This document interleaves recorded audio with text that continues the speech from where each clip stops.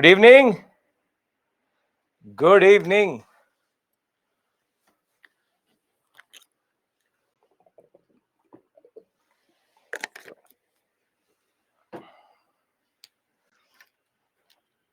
Good evening. I'm audible. I'm visible.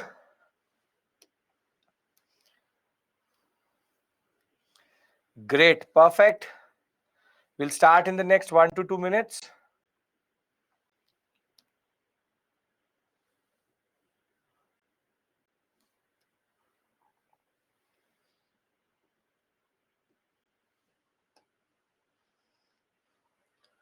Good evening. Good evening. Good evening.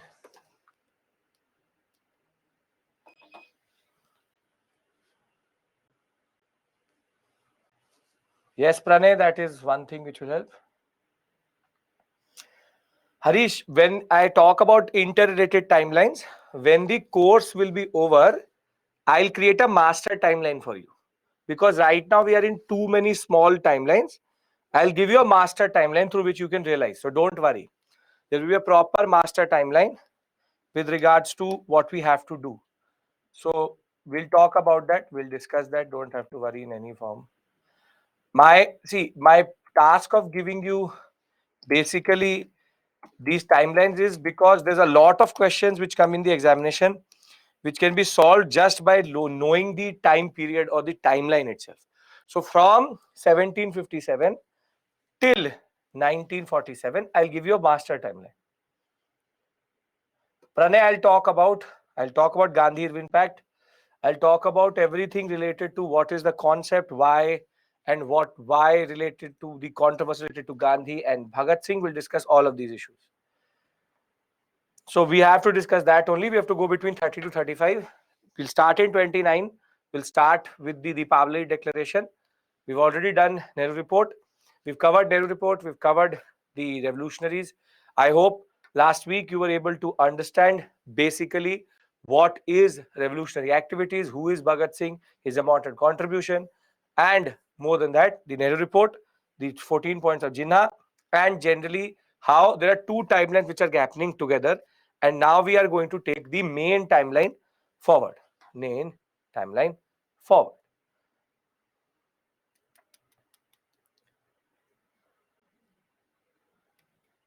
Perfect. Good evening. Uh, Tanu, we will finish modern history on Thursday. So we've reached 35. Tomorrow is going to be 35 to 42, then 42, 47. And then post independence, we will have on Friday and on Saturday, because we lost in the first class itself, a certain amount of time. So on Friday, we will most probably have an extra class in the morning, 7 to 10:30. And we'll talk about answer writing and everything, because post independence is a male centric concept. And on Monday we finish you get independence from me. So Monday is the last class of all this cycle. I'll tell you, we will get an email, you will get a notification about the extra class for Saturday.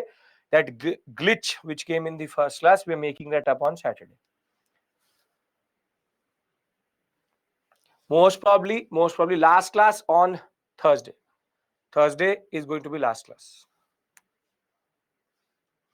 Modern India last class Thursday. Post independence last class Monday. Saturday timing 7 to 10:30 a.m.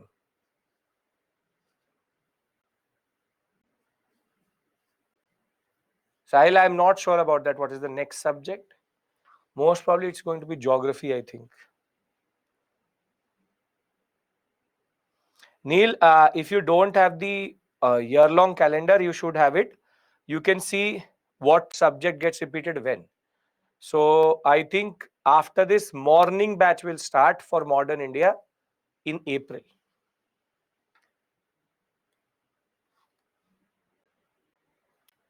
Tanu, don't have to worry batches. Don't worry about the batch. It's because there are different batches. You just look at the first one, but you can do any of the classes again with any batch.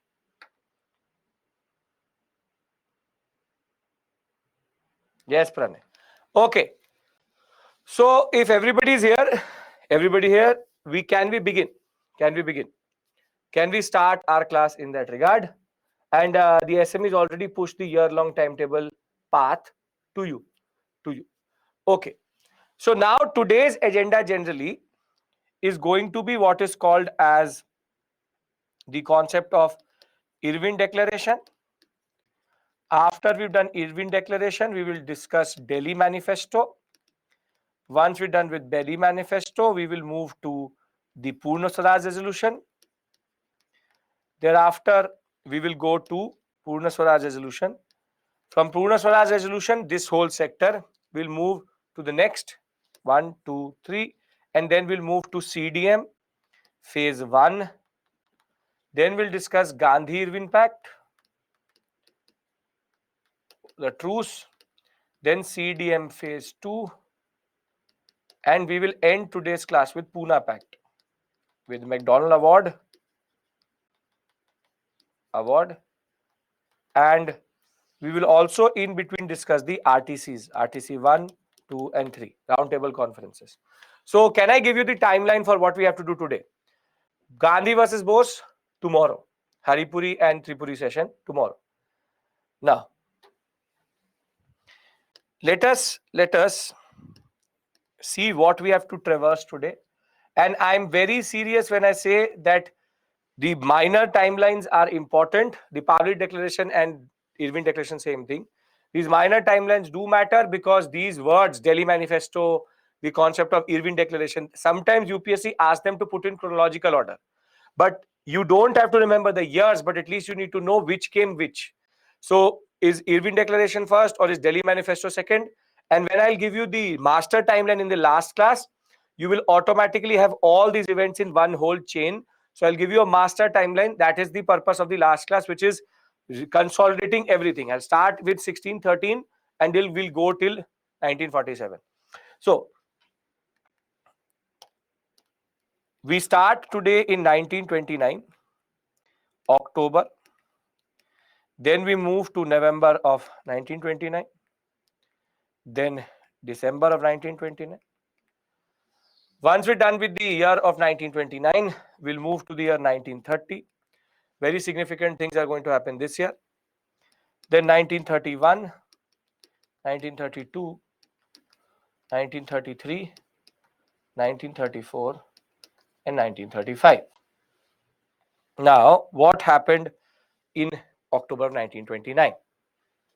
This is called Irwin Declaration, also called the Pahlavi Declaration. November of 1929, thereafter we have what we call as Delhi Manifesto. I will discuss everything with you, you know that. Just have to understand the basic concept here. And then you have Lahore session, one of the most important sessions in Indian history, which is called the Purna Swaraj Declaration. Now you've done this. Once you've done this,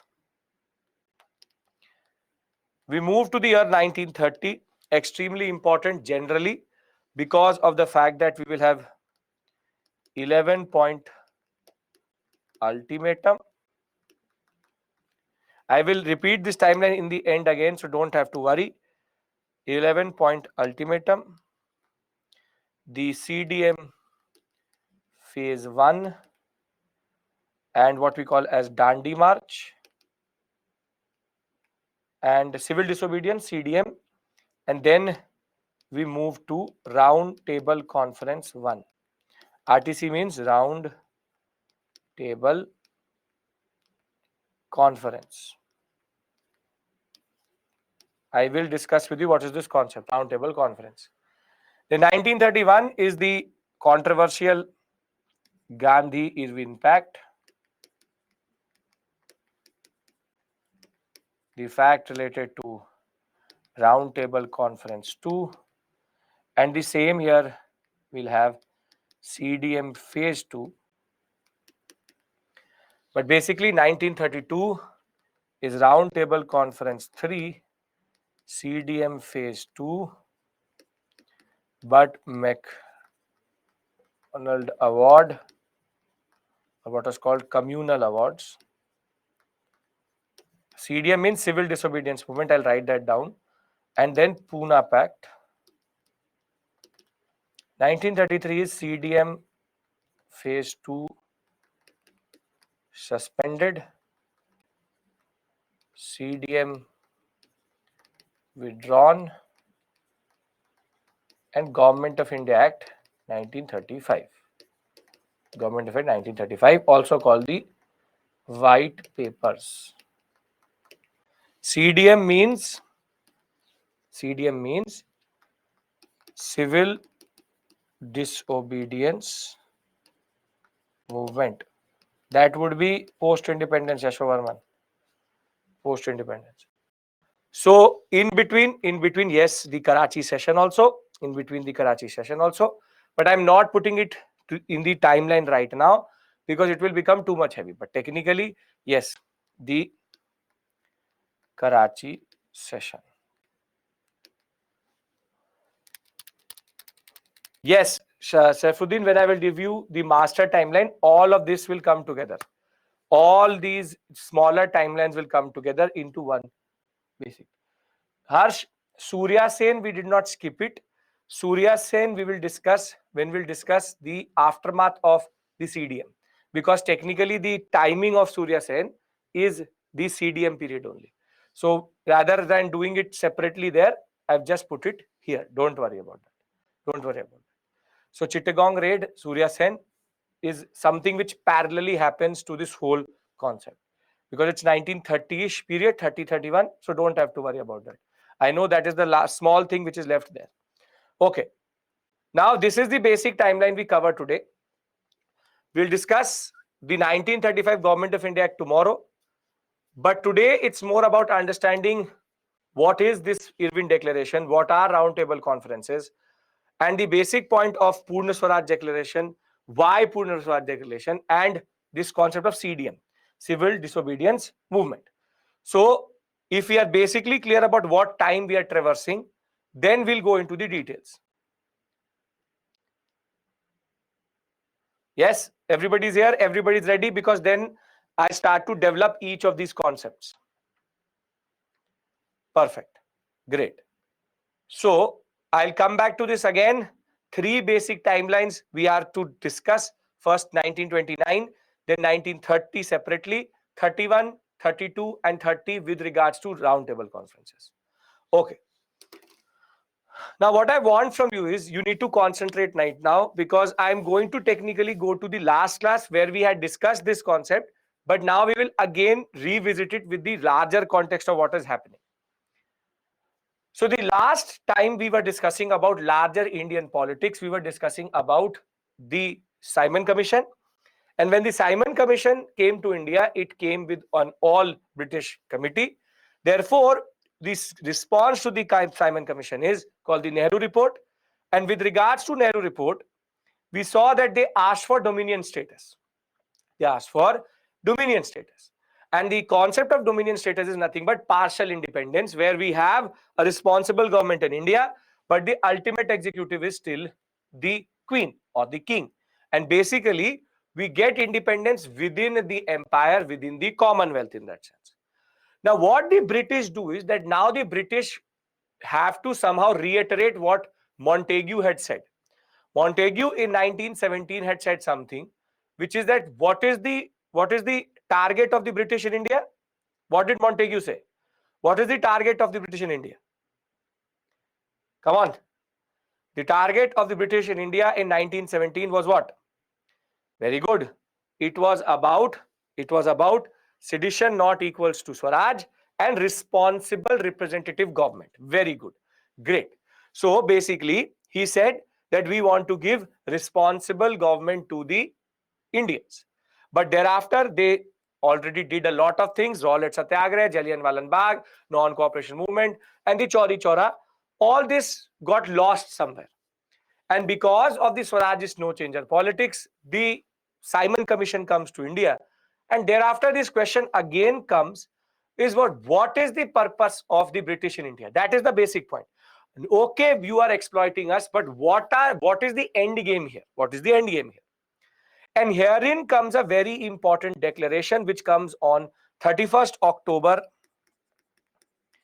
1929, which happened to be Deepavali or Diwali, and this is called the Deepavali, or what we call as the Irwin Declaration, Deepavali Declaration or Irwin Declaration. Irwin is the viceroy, and Irwin is considered to be a conservative viceroy. He's a conservative viceroy, not that good to Indians, but not that too conservative, but okayish. Not a Curzon, but little bit close to him. Now, in Irwin Declaration, there's a very important concept which Irwin says. And what Irwin says is, and now please pay attention, from here on, we are now discussing what we have to discuss for today, and you have to just create a picture in your mind. Irwin says and reiterates the fact that India, the ultimate purpose of the British is responsible government, that we want to give responsible government to the Indians. But for the first time, the British technically use the term dominion status. Now, Irwin is going to take what Nehru report said and start to annoy the Indian nationalism by saying that the ultimate purpose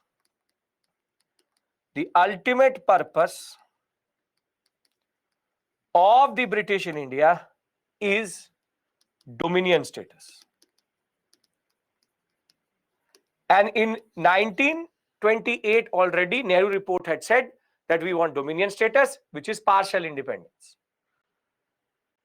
And what he says is that Simon Commission has recommended that in order to decide about this dominion status, we need to, Montagu never used the word dominion. He said responsible government. Now, Irwin for the first time uses this word dominion status. But what is more important is within the Irwin Declaration, there's a concept that round table conferences in London have been recommended by Simon, Sir John Simon, who is the Simon Commission president. He says that round table conferences are going to happen in London, and this is to discuss, now please pay attention, discuss the dominion status concept. The word which is very important here is discuss. So now, in a way, from Montagu's declaration to Irwin Declaration, it's one step forward. Are you able to understand this concept, that it's basically one step forward? Montagu said we want to give representative government, and now Irwin says we will give you representative government, but we want it in the concept of dominion status, and we will discuss this concept, and we'll have a proper picnic in London, which is called the round table conferences. 3 of them were planned, 3 round table conferences, which were going to be planned to basically discuss what to do with this concept of dominion status. Now, the word which is very important out of these 3 round table conferences is discuss. Because what does discuss mean? In 1917, you said ambiguously that we want to give representative government. Now, in 31st October on Diwali, you give us a bomb saying that ultimate purpose of the British in India is dominion status, and we are going to have a round table conference in London to discuss the dominion concept. Now, basic point is the dominion status is one thing which we already know what it means. But what is this to discuss? So now Gandhi says that we need to now take a call here. So Irwin Declaration, 2 points, dominion status and round table conference. Is this clear? Then I move to the 2nd November of 1929. Very good. Now, in November of 1929, Gandhi says that the British are offering dominion status. What to do with it? Jawaharlal Nehru and Subhash Chandra Bose already don't like this concept that when did we ask for dominion status? But there is going to be an all-party meeting in Delhi in which Gandhi and all prominent personalities are going to come and meet. And the basic point is that they say, okay, you want to give us dominion status, give it right now, give us dominion status in 1929. And this drama which you want to do called the round table conference, we will not discuss. We will come to London and we will form a constituent assembly. If you want to call us for round table conference, and which is to make a constituent assembly and make a constitution of this independent, partially independent India, then we are going to join you in round table conference. We are not going to come there and you are going to ask me, so how do you feel? Do you like British independence? Do you like British rule? So what is your conception of dominion status? We don't want to answer these questions. You want to give us dominion status, give it to us right now. If you give it to us right now within a year, it is okay. We will come to roundtable conference. We will discuss how to make a constituent assembly. We will discuss how to make the constitution. The constitution will be made. We will get dominion status. So the first major discussion, or the what is called the Delhi Manifesto. The Delhi Manifesto says that dominion status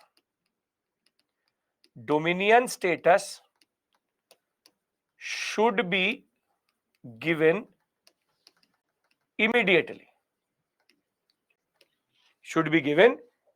Round table conference means round table conference. A conference happens around a round table, and it happens in London. So dominion status should be given immediately. Thereafter, second is that the conferences in London should be about the process of constitution making and constituent assembly, and not to discuss dominion. So it's very simply, I say to you that we will meet and we will discuss how to clear this examination. But you say, no need to discuss, give me a roadmap. The round table conference is not going to be about how do you feel, what you are going to do, what is this concept. So the Delhi Manifesto, which is published in November of 1929, very simply says that, okay, Irwin Declaration says that dominion status is the ultimate purpose of the British, and 3 round table conferences are going to happen for that. So the Delhi Manifesto very simply says, okay, want to give us dominion? Right now, give us that dominion, and we will discuss. We want RTCs, round table conferences, to be a concept of constitution making. Are we clear about Delhi Declaration, Delhi Manifesto and Irwin Declaration? Perfect.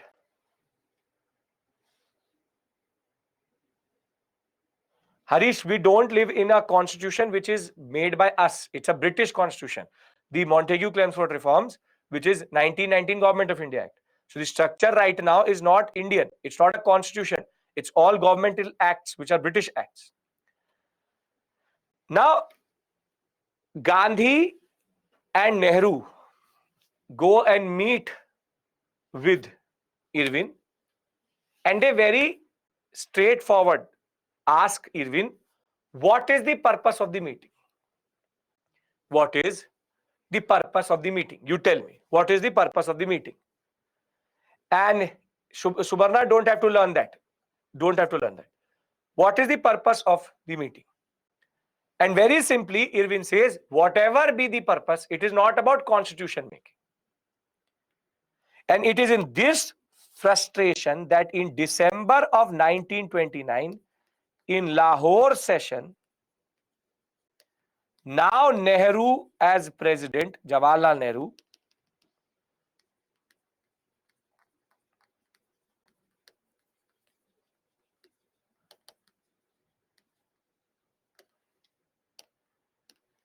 the INC adopts the famous Purna Swaraj resolution, or what is called complete independence resolution, and it was decided that on 26th January 1930 we would celebrate the first Independence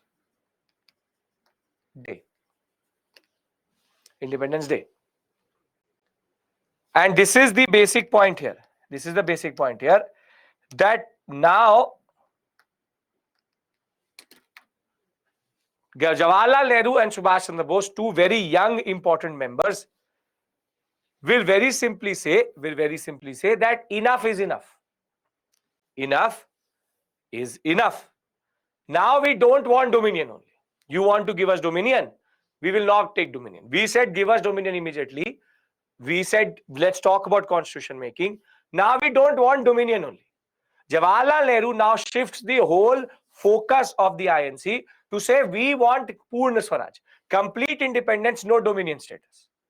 And they adopt two major things. They said that we declare that 26th of January 1930 is going to be our Independence Day. You like it or you don't like it, it is our Swaraj Day. And they also say that now we will go for a civil disobedience movement, and we will also boycott the round table conferences. The INC said we are not going to come there to enjoy. We are not very keen to go to London to see the Queen and just do this drama called the round table conference. And basically they said enough is enough now. 26 January was chosen as a date. Here it is a random selection, though this date will now become very important, and that is why we become a republic on 26 January in 1950.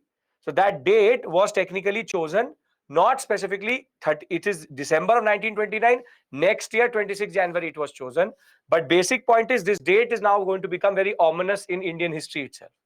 So when yes, it is the first time the tricolor will unfurl. Now please listen to me very, very clearly. This context of the Lahore session people don't read about. Which is that why randomly the INC actually came up with Purna Swaraj resolution. You need to understand it that basically the Lahore session, the Purna Swaraj resolution is part of a larger process. It is basically linked to the Irwin Declaration, then to the Delhi Manifesto, and then the Lahore session comes in. And it is here that the British now start to play mind games. And basically, INC says we don't want mind games, we just want independence. So the funda has now become very, very clear. So if it makes sense, I'll bring in all these three concepts together in one slide, and then we move to 1930, a very significant year in that sense. So everybody is understanding what is actually happening here, which is the movement from the concept of Irwin Declaration to Delhi Manifesto to Purna Swaraj. So if somebody asks you why did the Purna Swaraj resolution came through or complete independence resolution come through, the reason is not one random day Jawaharlal Nehru gets up and says we want complete independence. No, it is a frustration of his father's politics, which is Nehru Report, and the British politics, which is to do this drama. We will give you dominion. They said no dominion. So can I just summarize this section and move on? Everybody is following me? Yes or no? Come on. Okay, great. So let's summarize everything. The story of the year 1929. The story of the year 1929. How Nehru report? Because Jonas, didn't Motilal Nehru ask for dominion status? Didn't Motilal Nehru ask for? So his father asked for dominion. British stuck with it, and that is what Nehru did not like. Jawaharlal Nehru did not like. Okay. In 1929, three very important moments: October, November, December. October is called, this is your summary for this section: Irwin Declaration, Delhi Manifesto, and thereafter the concept of what we call as the Purna Swaraj Resolution, Lahore session. Now, Irwin Declaration, what is the main point? We will give Indians dominion status, discuss the concept of dominion at London or in London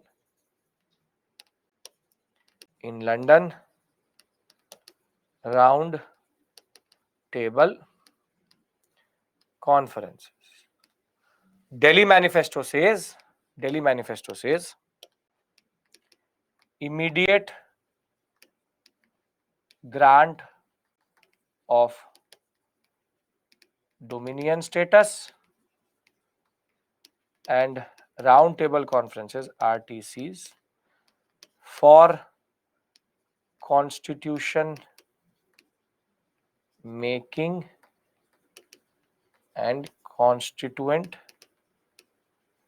assembly. And Purna Swaraj resolution basically is based on the frustration,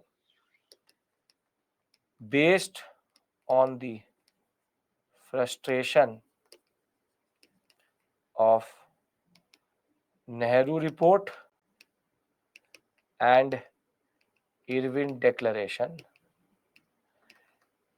And to some level, what Jawaharlal Nehru did not like is that isn't the INC in a way accepting dominion status in Delhi Manifesto? In a way, in their desperation to get something, the older leaders in a way are accepting dominion also. So Delhi Manifesto, in principle, the Delhi Manifesto accepts dominion status. And this is problematic. So it is the frustration of the Nehru report, Irwin Declaration, and Delhi Manifesto that in turn leads to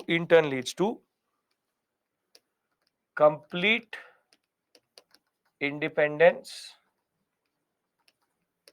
is the target and goal of INC. We will boycott the RTCs and no dominion. Are we now clear about this section? Then I will just read it out from the PPT and we will then go to 1930. We'll start with 11-point ultimatum. Yes? And remember, whatever I'm writing down, the sequence is very, very important. Roundtable will happen in 1930 first.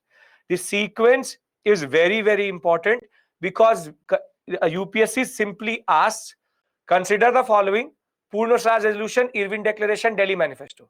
You want to do a question like this right now? I'll add 2-3 more events from history, what we've done till this point. You want to practice one question? because I'm trying to tell you what type of question comes. Okay, perfect. So I'll give you 4 events. You have to put them in chronological order, right? You have to put them in chronological order. 4 events what we've covered till this point. What we've covered till this point. Yuvraj, we are already moving within Bipin Chandra chapter. Once I'm in the second last class, I'll bring Bipin Chandra to you, show you what we've covered everything. We've technically in the 14th, 15th chapter of Bipin Chandra. Okay. Now we add 5 events and I want you to put them in chronological order.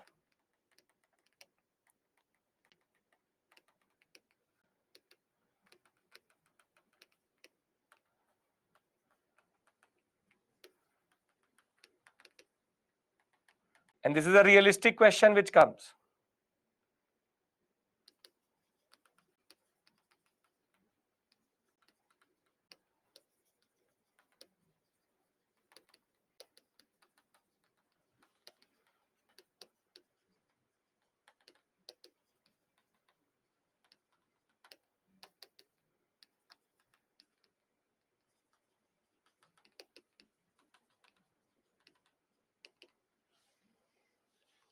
Okay.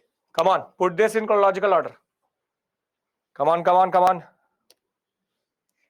So by the time I started to write, everybody's already started to write. Very good.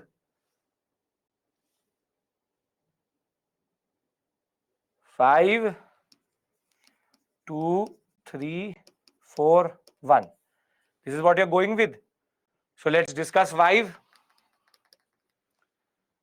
2, 3, 4.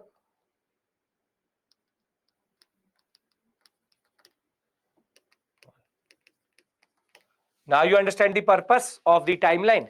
This is a realistic concept. This is actually a realistic type of question. They will ask you. See, UPSC never asks dates. UPSC never asks dates. Dates will never come. These dates are more or less never asked. But if you can remember their sequence in your mind, then you will automatically remember everything. This type of question is very common in PCS level examinations. In more or less any modern India question paper you will see. And in UPSC, it is technically going to be like this only. If you want, I can give you another set of 5 and let's put them in that. Don't have to remember the dates. Remember the sequence. Remember the sequence. One more. Okay. Perfect. So let's do it one more. Make it a little bit harder. Okay.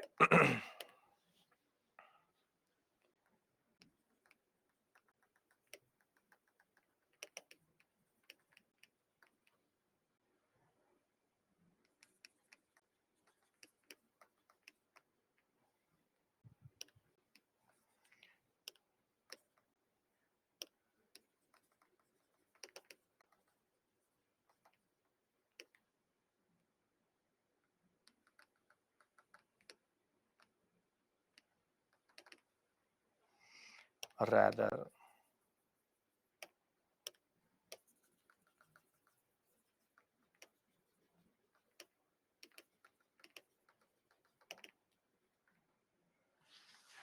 Kamakata Maru.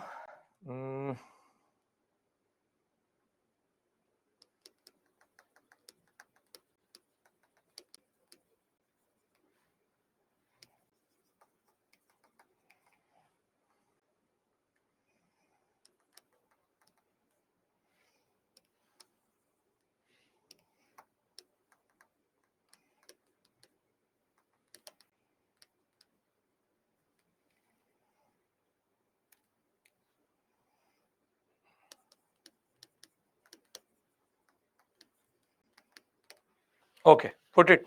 Come on.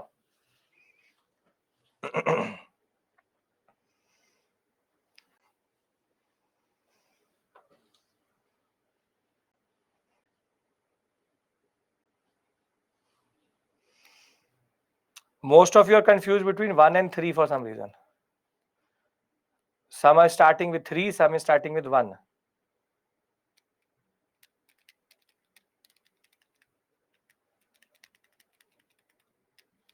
Komagata Maro is during the First World War. Morle Minto is what year? Morle Minto is what year? Sahil, not 1919. That is Montague Chelmsford. This is what you are mixing up. A lot of you are actually mixing that up. So the consensus is 1, 3, 4, 5, 6, 2. Let's see. Most of you are writing that. Let's check. 1 Morle Minto 1909. Pune Swaraj Resolution 1929. Komagata Maro 1914. Jallianwala Bagh 1919. Kakori 1925. And Delhi Manifesto 1929. And we have, this is November and this is December. So we have 1, then 3 Komagata Maro, perfect. 4 Jallianwala Bagh 1919, perfect. 5 Kakori 25. Great, excellent, excellent, great. So if you really think that this is something which comes naturally, that is not true. It's all a part of the process. So now I'm not asking you very standard events. I'm gone into Komagata Maro, I'm going into Morle Minto, I'm going to Kakori. So yeah, you can see this. If it seems easy, perfect. Montague Chelmsford is 1919. Morle Minto is 1909. Separate electorates. That is hierarchy.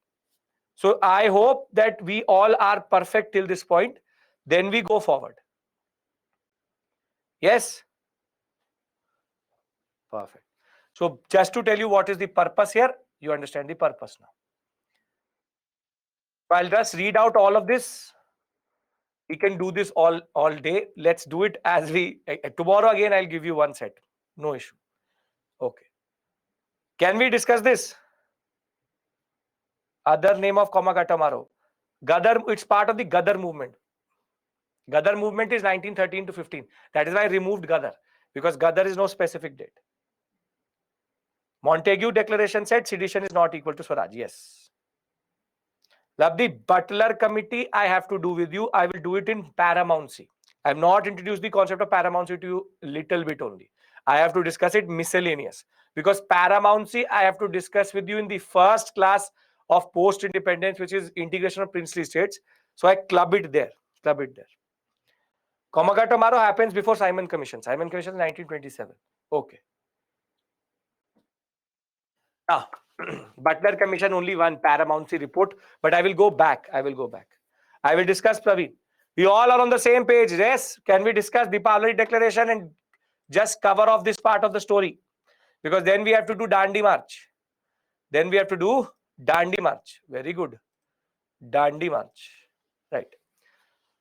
So, Sir John Simon Commission suggested to convene a conference of representative of both Indians and Indian states to take a final decision on the question of constitutional reform for India, and which was accepted by the British cabinet itself. Ramsay MacDonald is the British Prime Minister at this point of time. And Irwin will then give a very famous declaration called the Deepavali Declaration. The objective of British policy was to grant dominion status to India, and there would be roundtable conferences which will be held to basically see what is the Simon Commission report, and we will discuss. Yes, why are you all good? You have exploited us, you have looted us, the peasants have been destroyed, the weavers have been destroyed, everything destroyed. But you want to discuss dominion status with us. So how are you? Everything perfect? Have we not taken too much from you? This is the conversation they wanted to have.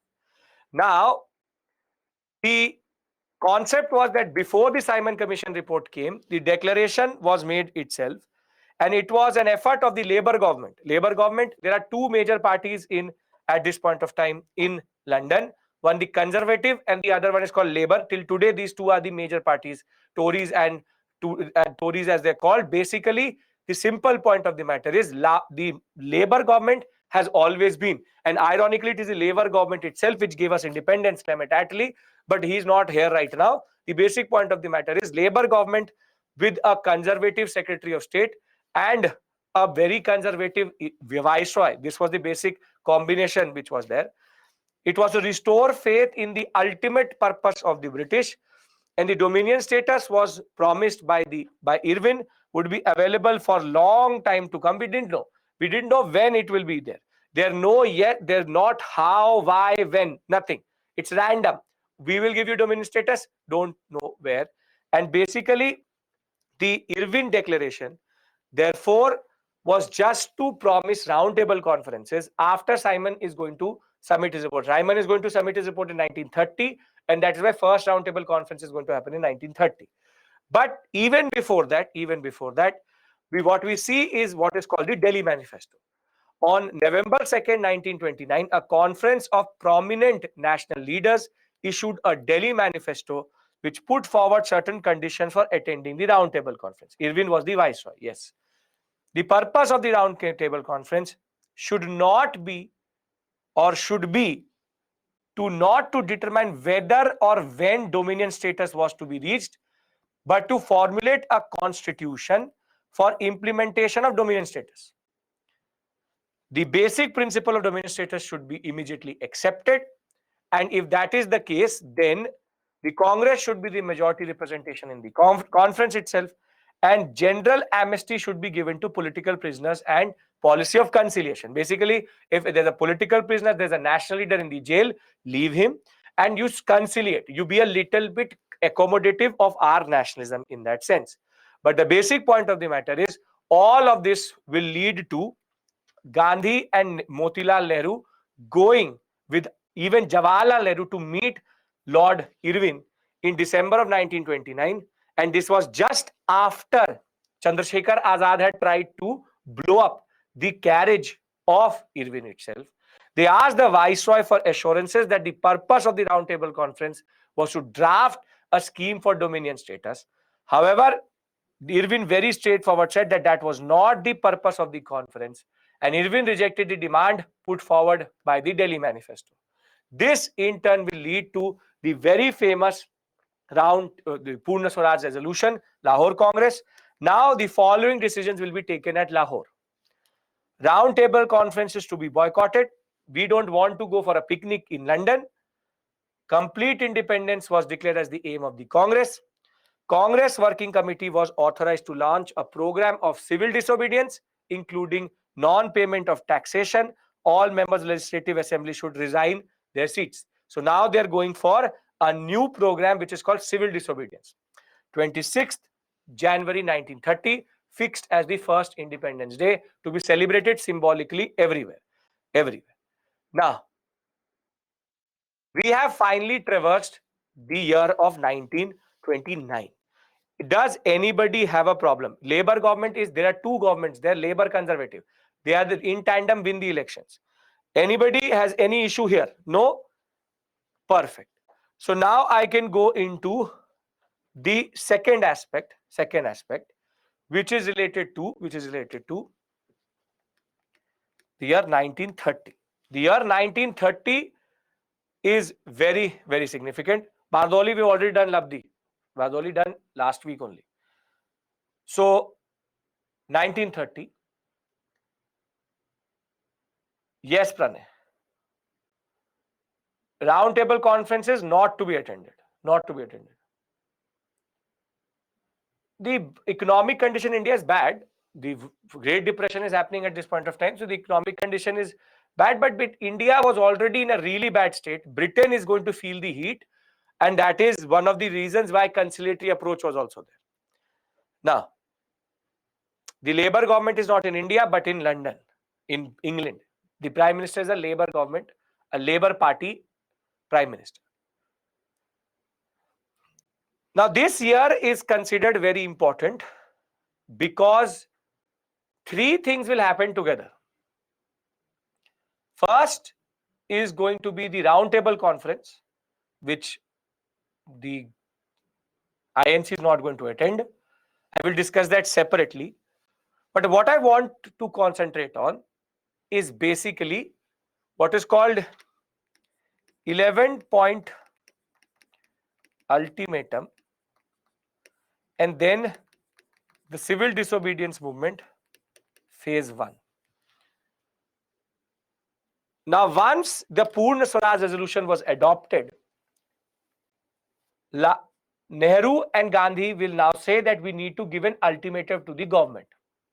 If they accept all of these ultimatums or all of the demands in the ultimatums, we will not go for CDM. We will not go for CDM. But if they don't accept these demands,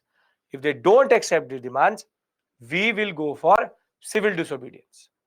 And therefore, the following demands will be put forward by Gandhi. So, to carry forward the mandate of Lahore Congress, Gandhi will present 11 demands to the government and an ultimatum. If not accepted by January 31st, 1930, there will be simple, what we call as civil disobedience movement. Civil disobedience movement. Now, you do not have to learn this.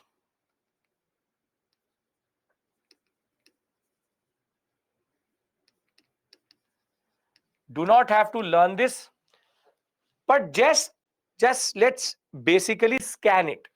What are the basic demands? Now,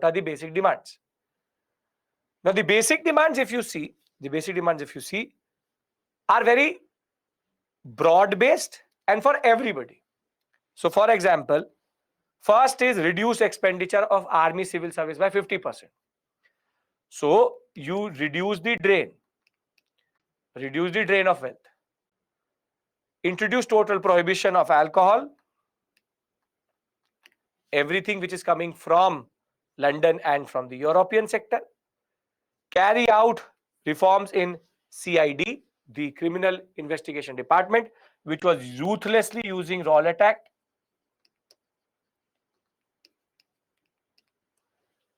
Further, change Arms Act, allowing for popular control of firearm licenses. This is one thing which Lytton had done previously, which is that any Indian who wanted a gun needed to get a basic license from the British, which was very rare.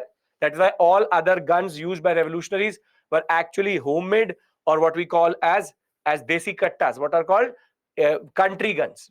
They were not proper guns in that sense. Rowlatt Act will Yashovarman, even after the suspension, will be applied from time to time without the concept. And even the concept of Bhagat Singh's tribunal was created under Rowlatt Act only.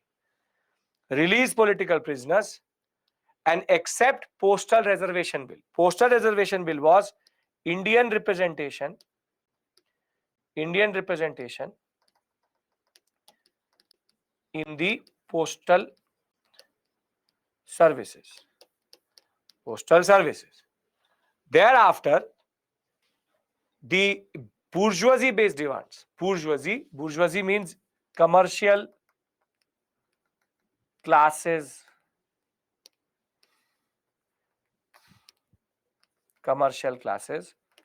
The demand was reduce the exchange rate between rupee and sterling pound. Sterling means pound. And it should be to 1 sterling 4 dimes. Basically, 1s4d means 1 sterling pound, and d is technically a smaller denomination of the pound, which is dime. So basically, think of it like paisa. So we have 1 rupee 40 paisa, 50 paisa. That was 1s4d was used. Dime. It was called dime. So 100 dimes would make 1 sterling pound. Introduce textile protection. Reserve coastal shipping for Indians.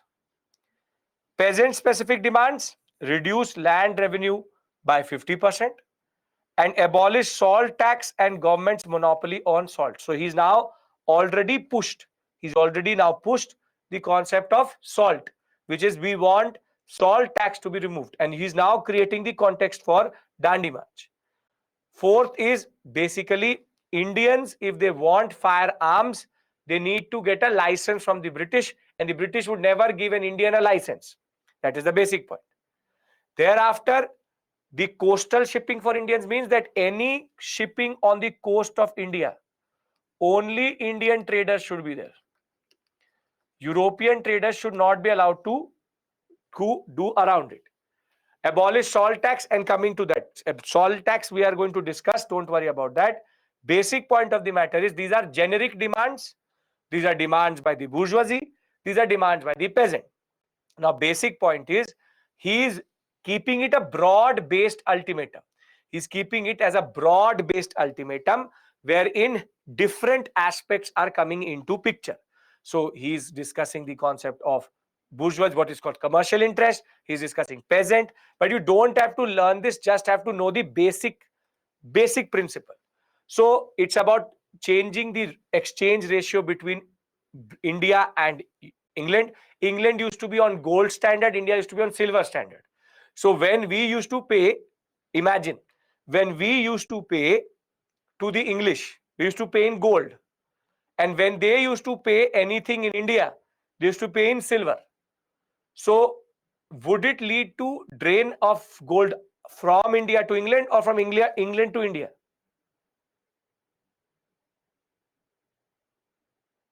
From India to England. Basically, we pay everything in gold. They pay everything in silver.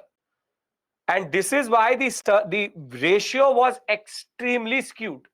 This is how they were looting us in another way.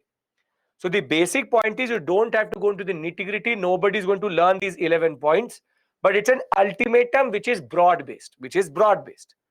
So after no specific, this is a demand which comes after the Purna Swaraj resolution. Purna Swaraj resolution comes in when? Comes in December of 1929. In January of 1930, he says, if you don't accept these 11 points, then we will go for basically a civil disobedience movement. There is no positive response coming from the government. Congress Working Committee will invest in the concept that Gandhi has been given full freedom when he wants to launch a civil disobedience movement, and that is going to come very soon. Now, the government will technically rejects the 11-point ultimatum, and therefore it becomes the context for civil disobedience. We do, Tushar, first let me cover certain sections, then only I can do previous year questions, because they're mixing this 35 to 45. So don't worry, we do previous year questions, but we do it once you are ready to do it. Thursday as it is, we will do it. Simple point of the matter. 1929, Irwin, Delhi Declaration, Delhi Manifesto, Purna Swaraj resolution, 11-point ultimatum. Once 11-point ultimatum is rejected, we go to civil disobedience. Can we now discuss civil disobedience movement? It will be celebrated, Basit, all across India in different forms. Now we are pivoting to civil disobedience, a very important movement in India. The first truly all India movement in that sense, a truly all India level movement. Can we discuss why SALT, why Gandhi, what did Gandhi have the program, what is the concept itself? Yes, okay. Now, when we talk about the civil disobedience,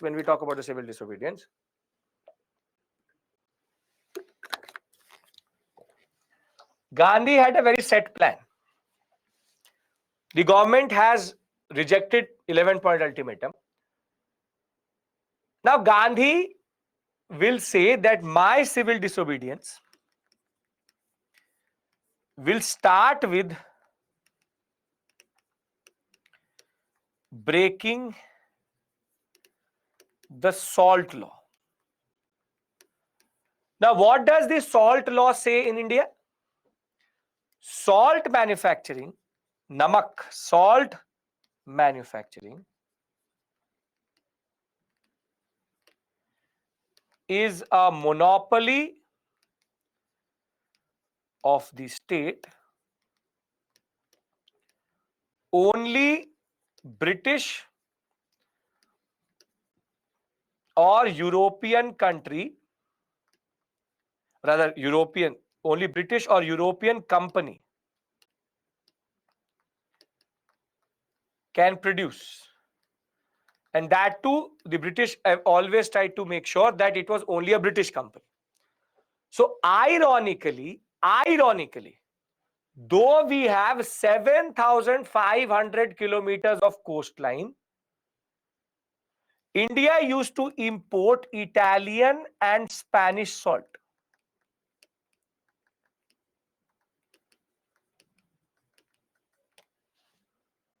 But now the concept is why salt? All European countries, yes, all European countries.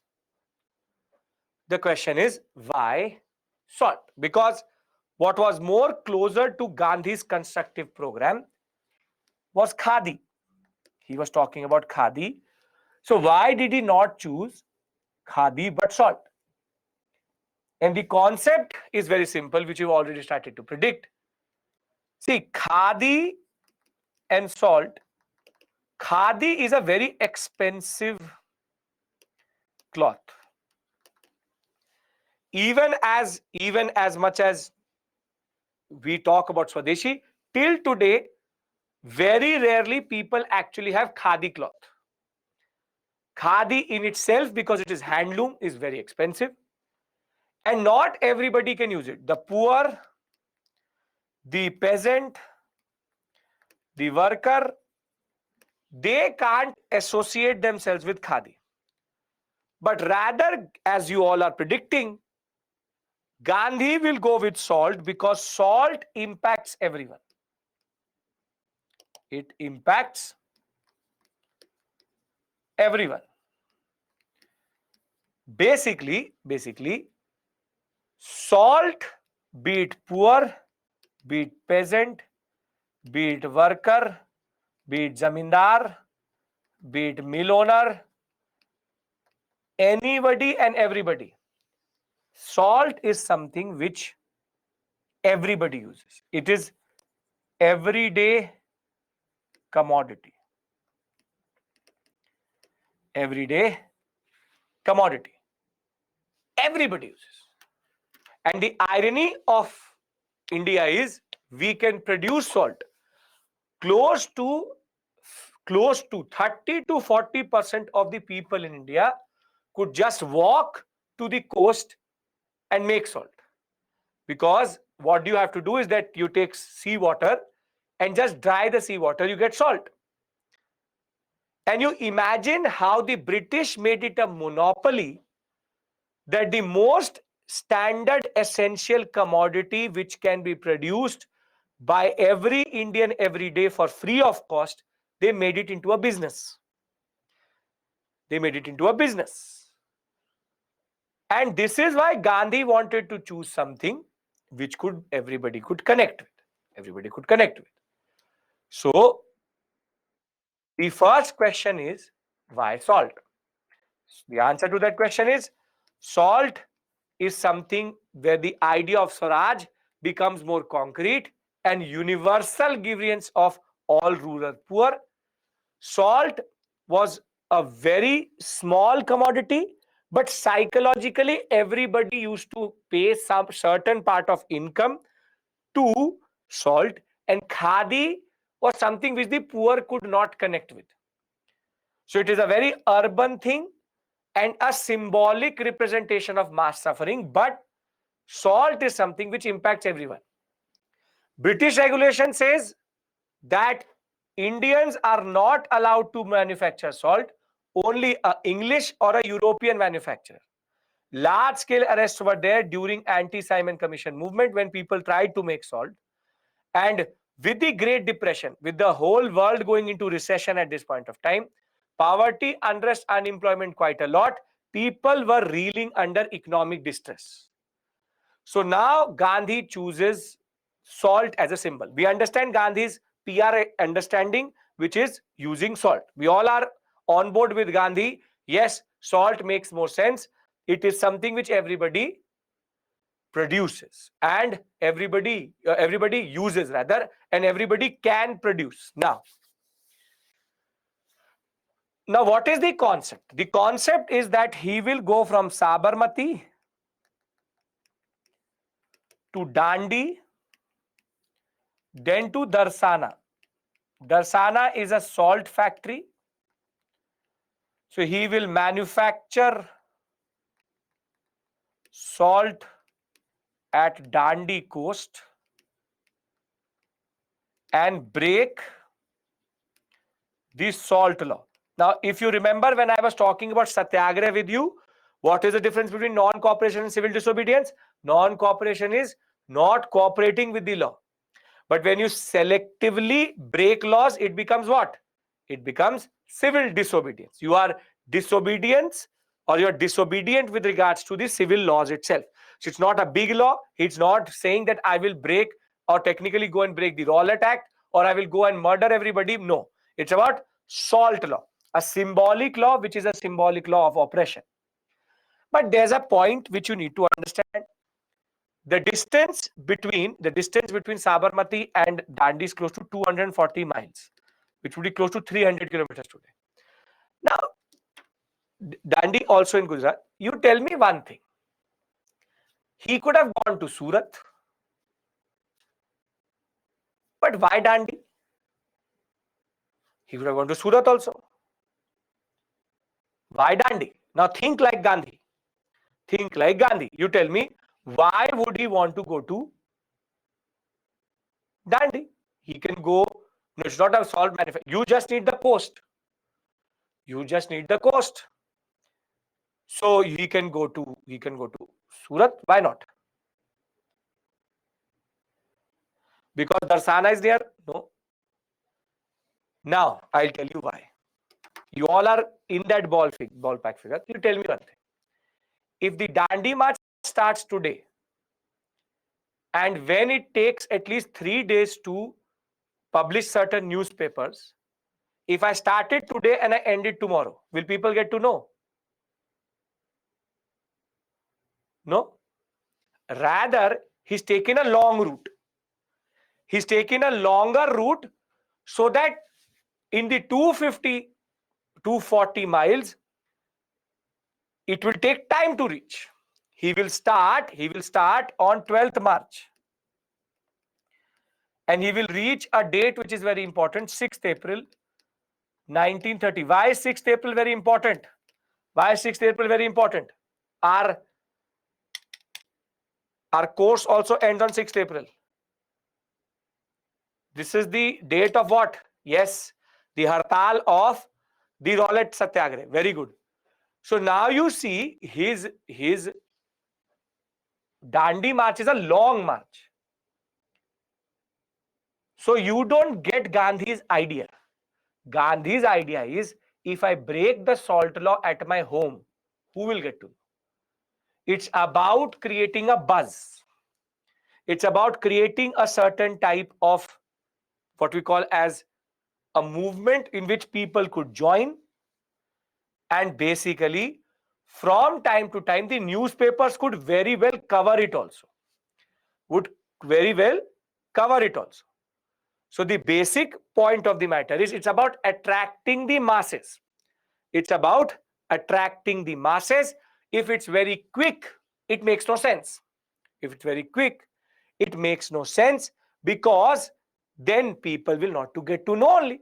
And newspapers cannot cover in such a small time. So from going from Sabarmati to Surat would be very close. So rather, he wants to go to Gandhi. He wants to go to Dandi, because Dandi is far away and he can create a buzz. And what he tried to do also happened, which is that throughout his movement, Gandhi will now create a spectacle. He will start with 78 people from Sabarmati, and by the time he reached, this is Sarojini Naidu, Gandhi, and by the time he reaches Dandi, close to 10,000 people had from time to time been a part of this movement. So why can't the British arrest Gandhi on the way? If I have not broken a law, how do you arrest me? He will get arrested as soon as the law is broken. But Nidhi, try to understand this. Can you arrest a person because he is going to break a law? So he can't break a law because he can be arrested, but you can't be arrested on the concept. So throughout his, and you don't know, Gandhi rather sent to Irwin, this is my plan. You do what you want to do. This is my plan. I am going to go from Sabarmati to Dandi and then to Darsana. Technically, he will not be able to go to Darsana. He will be arrested as soon as he will do this. As soon as he will do this, he will take up the salt particles. Darsana was about raiding the Darsana salt factory. He will pick up the salt fat. He will take a little bit of water. He will then take out the salt out of it and he will taste it. And this will become the symbolic breaking of the salt law, because now Gandhi had produced as an Indian a salt particle or a little bit of salt, which technically was not allowed under the salt law itself. So very simply, the basic point of the matter is Dandi March was not about salt. Dandi March was about telling the people that we are back, that we are back, that the civil disobedience movement has been launched. It is a movement which technically tries to link a lot of different people. And the biggest and the most important aspect of this, the CDM, is it was truly a all India level movement, because I will show you the spread. Wherever in there will be two more Dandi marches, one on the Malabar coast, one on the Coromandel coast. There will be different types of no rent campaign, no revenue campaign. There will be what is called an Assam based, what is called Cunningham circular agitation. We will discuss all of that. But I want you to understand first thing first. This is why Gandhi is a master strategist. He could have done it in very simply 5 days, but he did it over a period of time. These are all real pictures I'm showing you. These are not recreated pictures. This is Sarojini Naidu, and Sarojini Naidu actually is going to take the story forward. Once Gandhi will get arrested at Dandi, immediately he will get arrested. As soon as he will make the salt law, police was already there, he will technically get arrested. Thereafter, Imam Sahib and Sarojini Naidu will actually go to Darsana to complete the whole story. And the basic point is Darsana salt factory was a symbolic way of going to a British institution and raiding it so that we stop production. And at Darsana, Sarojini Naidu and Imam Sahib will be literally beaten up, but still they will not leave their ground. That is the level of commitment which our national leaders had. And in this movement, one more important feature was that the national flag by this point of time had become a very important symbol. The flag which was hoisted by the INC in Lahore session will now become a very important symbol of resistance, a very important symbol of nationalism, and truly Indian nationalism will become mass nationalism all India level. Basic point of the matter is, can I now give you the features of the CDM which you will write in the exam? I hope you understand the importance of this moment, and the moment we can at least relive in this moment, how this small scraping of salt was a highest level of resistance to the British. Yes, what I am going to do is I am going to give you one flow chart in which all the features are there, and then we'll discuss the features, because the features is what needs to be written in a mains answer. Can we do that? Everybody's following me. These are not fake pictures, not animation. These are all real pictures. I will from time to time show you what we call as, he cannot randomly be arrested under Rowlatt Act, because he's not doing it's not that easy to arrest Gandhi just randomly on Rowlatt. People will burn the police. Breaking a law and courting arrest, jail bharo, is basically Gandhi's strategy. But arresting him randomly under Rowlatt would mean that people would not let him go only. When he makes that salt and then he eats it, he's done an act and he courts arrest. But basically, if people, he could be picked up anywhere. But Gandhi, it's very difficult. I will discuss Cunningham's circular with you, Assam, what happens. Basic point, he is significant in that sense. You always write Gandhi with a big G only. You never write Gandhi with a small g. Names are always written with big G only. I write my name like this. I don't write my name like this. So Gandhi will be like this. Jawaharlal Nehru will be big. Right. Okay. Can I give you the flow chart?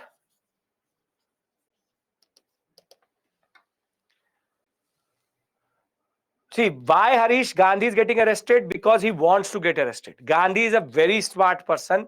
If he didn't want to get arrested, he would not have got arrested. That is the basic point. Okay. Now, let me give you one basic master Dandi March, or what we call as civil disobedience. Civil disobedience movement phase 1.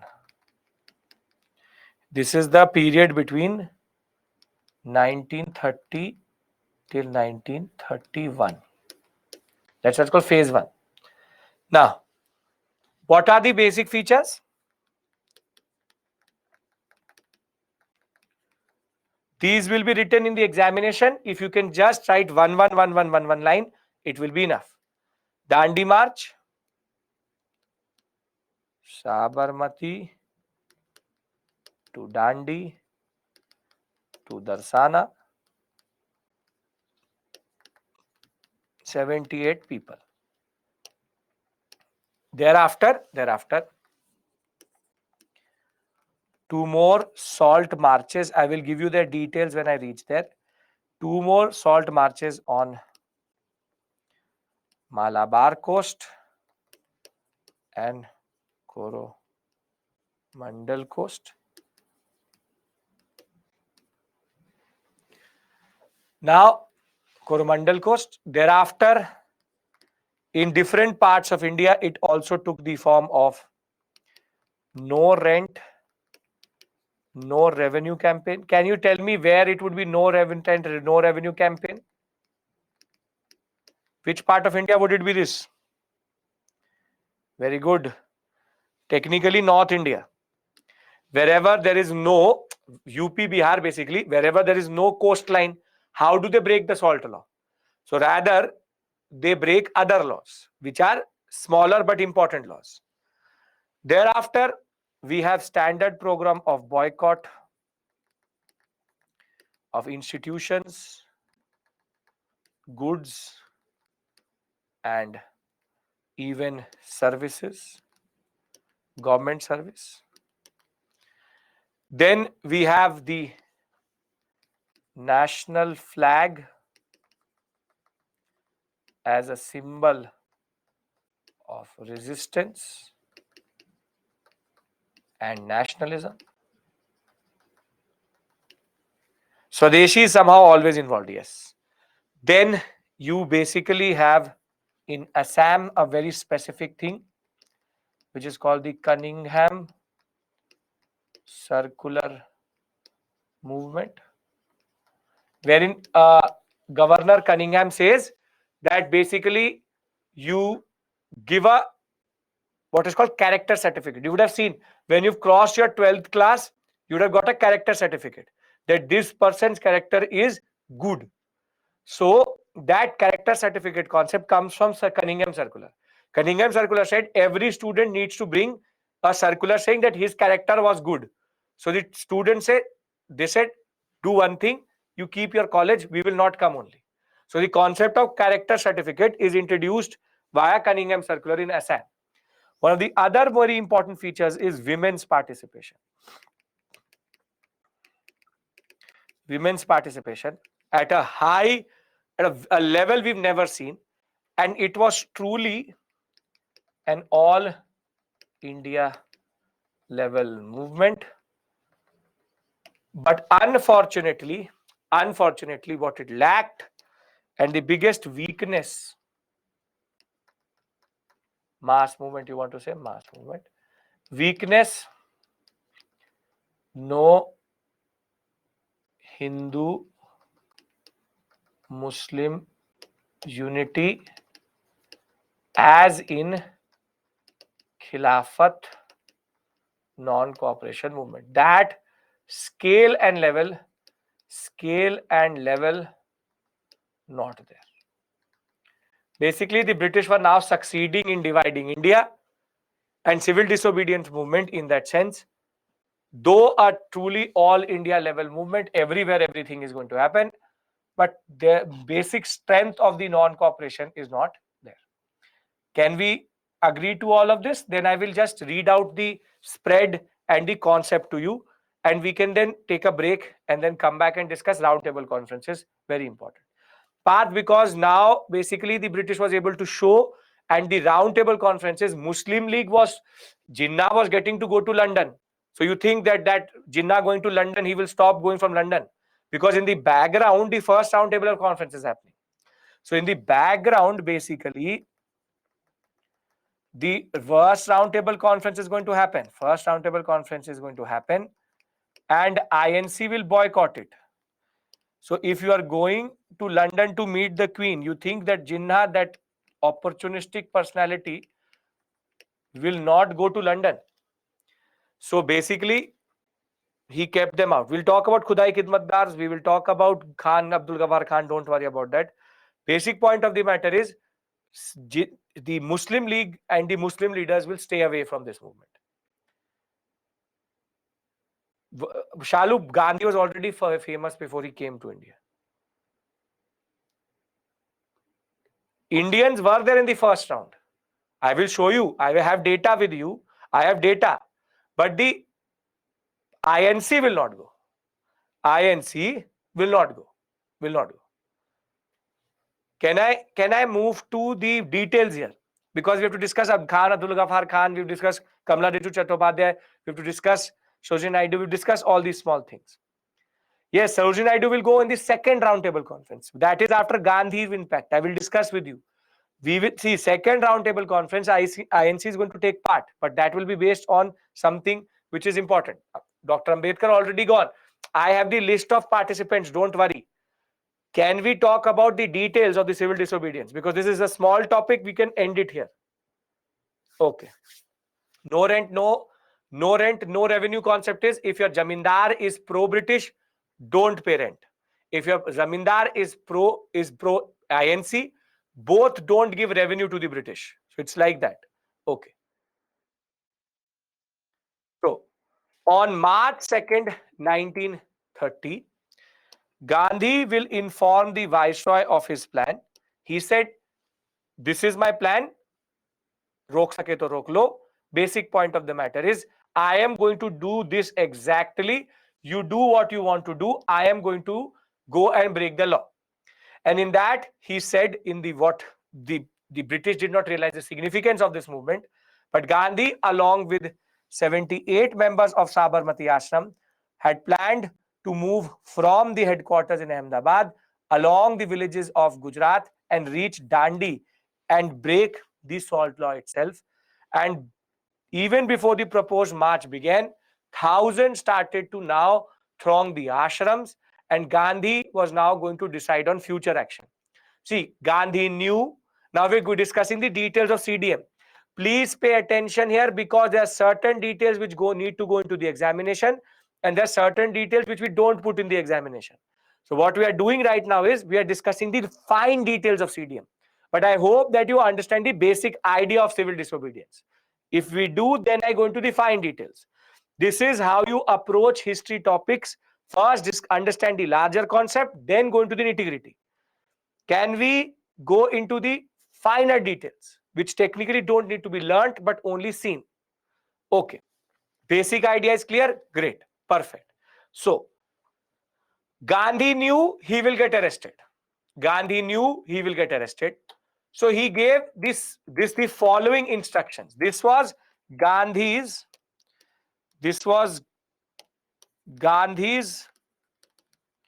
instruction once he breaks the law in Dandi. He knew that he will be picked up by the police. So he's already created a roadmap. What is the roadmap? Very simply, civil disobedience of salt should be started everywhere else.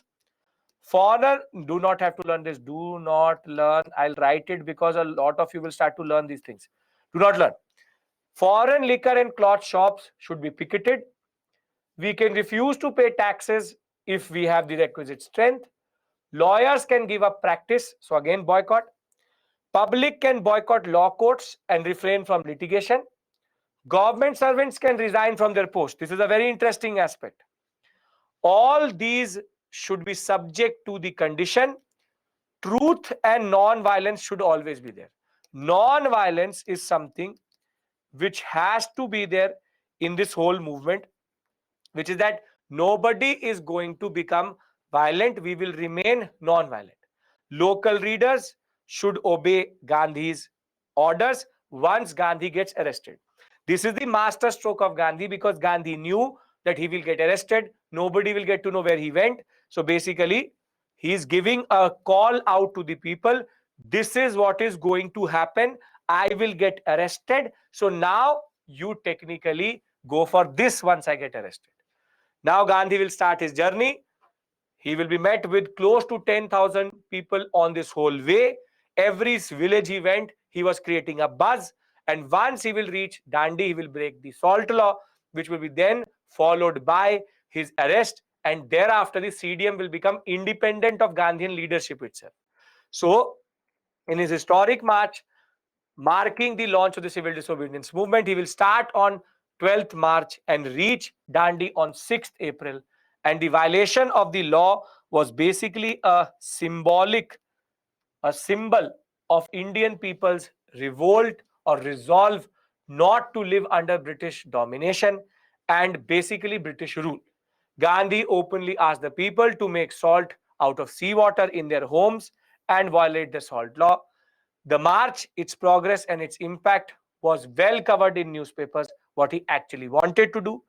In Gujarat, 300 village officials will resign in answer to Gandhi's appeal, and Congress workers will now start to do what is called as grassroots level tasks. One of the most interesting aspect, as I said, is that the national flag will now become a very important, very important symbol of how we went forward or how we saw our nationalism. And even what will we have, what are called Prabhat Fairies. Prabhat Fairies is basically in the morning, the national flag will be hoisted and nationalistic songs, specifically Bande Mataram, will be sung. And there will be now children called the Vanar Sena, and the children will come under this concept of Vanar Sena, that we are the Vanar Sena of Gandhi, and we will therefore get independence for Gandhi. Now you see how people appropriate this idea.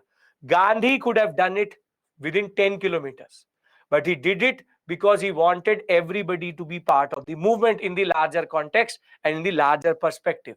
Therefore, once this movement will start in the UP and Bihar sector, a new kind of movement will rise, which is another important feature, which is no revenue, no rent campaign. And here concept is very simple. If the zamindar is pro-British, do not pay rent to him. And if the zamindar is pro-INC, both should not pay revenue to the government. Public can boycott law courts, refrain from going for litigation. A very important personality, the very important Manjari Sena would be the ladies, the small girl child. Girl child is Manjari Sena, the boy child is Vanar Sena. We'll discuss that. Now, Kamala Devi Chattopadhyay, a very important personality, will now start to persuade, to say to Gandhi to not keep this movement till men. And once Gandhi will see the revolutionary potentiality of women itself, he will allow and will actually call for women to become a part of this movement. And in that context, Kamala Devi Chattopadhyay herself will quote arrest multiple times by breaking the salt law. Later, she was part of the 7-member lead team, which announced by Gandhi to prepare salt at the Bombay beachfront. And there was also one more very important personality there, Avantika Bai Gokhale, who was part with Kamala Devi Chattopadhyay. Now, you need to remember her name. Her name, Women National Movement freedom fighters are very important. So, Kamala Devi Chattopadhyay convinced Gandhi to not restrict it to men. And she was also part of the movement where in Bombay, she was the leader of breaking the salt law. Swadeshi will happen over and over again. Out of this whole slide, only one point is this, and Kamala Devi Chattopadhyay and Avantika Bai Gokhale. Anybody, any issue till this point? We are just discussing the details. There are a lot of details. We need to keep it simple. Yes? Great, perfect, great. Now, as I said, the next most important feature of this whole movement is the national flag. It will become a major a major symbol of nationalism. And there are certain nationalists who don't find mention in NCRTs or in mainstream media or even our culture. And it is here that we try to give them their space in history, that basically defending the honor of the national flag was something seen as a defending the India itself.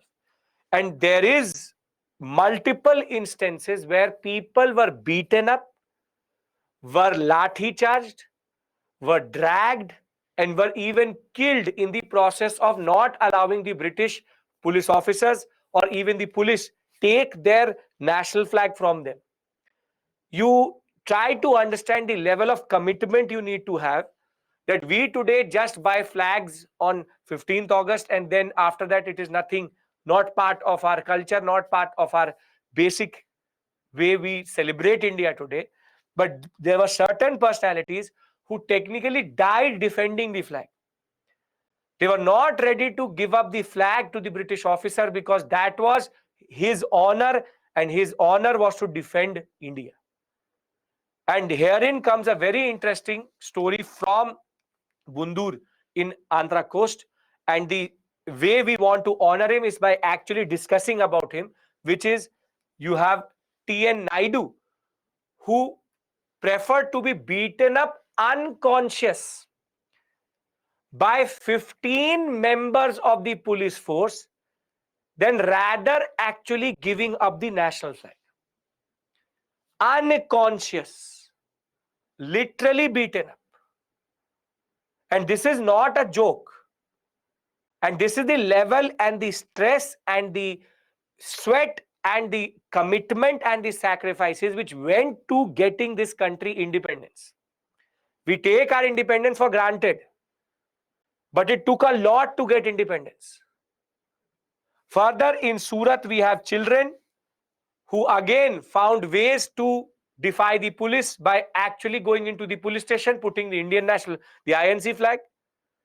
The national flag became now the spirit of India, and even in remote villages, nationalism had reached with the flag. Prabhat Feris will happen where men, women, and children will go around singing nationalistic songs. And in children, there will be what are called monkey armies, the Varnar Sena and the Manjari Sena, where women, girl child and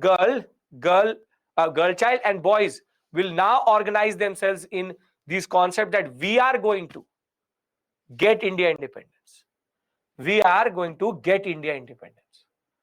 This is a generation which sees the national flag as its honor, as its real, what we call as Indian identity. And this is somehow we forgot today. But the basic point of the matter is it takes a lot to get independence. It's a long process. And even when we did get independence, and that with what we will cover in post-independence, we were given a country which was basically designed to fail by the British. But we are today 75 years strong and standing still. And we will discuss all of these aspects. That is why the transition from modern to post-independence. But the basic point of the matter is we have the whole important Dandi March, but now it will get absorbed into the people's blood, and everybody is going to make the national flag and the CDM a part of its movement. It is truly an all India level movement. Can we move to the next part, which is I want to discuss the spread, what is happening where and what you need to remember. Great. Perfect. Now, spread. Here I will tell you what to learn, what not to learn. And then once we've covered CDM, we take a break. Okay. So in Bhagalpur, we have peasants not paying what is called chaukidari tax to zamindars. Chaukidari tax is basically a tax taken by zamindars to pay chaukidars for the protection of land and zamindar home. So basically they were taking illegal cesses from the peasant to have their own small army. Here Dr. Rajendra Prasad and Abdul Bari are going to emerge as major leaders. So Rajendra Prasad and Abdul Bari. Then you have in Bihar, Champaran, Saran, you have two districts in which salt satyagraha will be started, in which they will raid actually the salt factories. Salt factories of Champaran and Saran. Yes, Bhagalpur, Bihar, raided. In the north, western frontier context, there will be a very important personality who will rise. Khan Abdul Ghaffar Khan, also called Frontier Gandhi,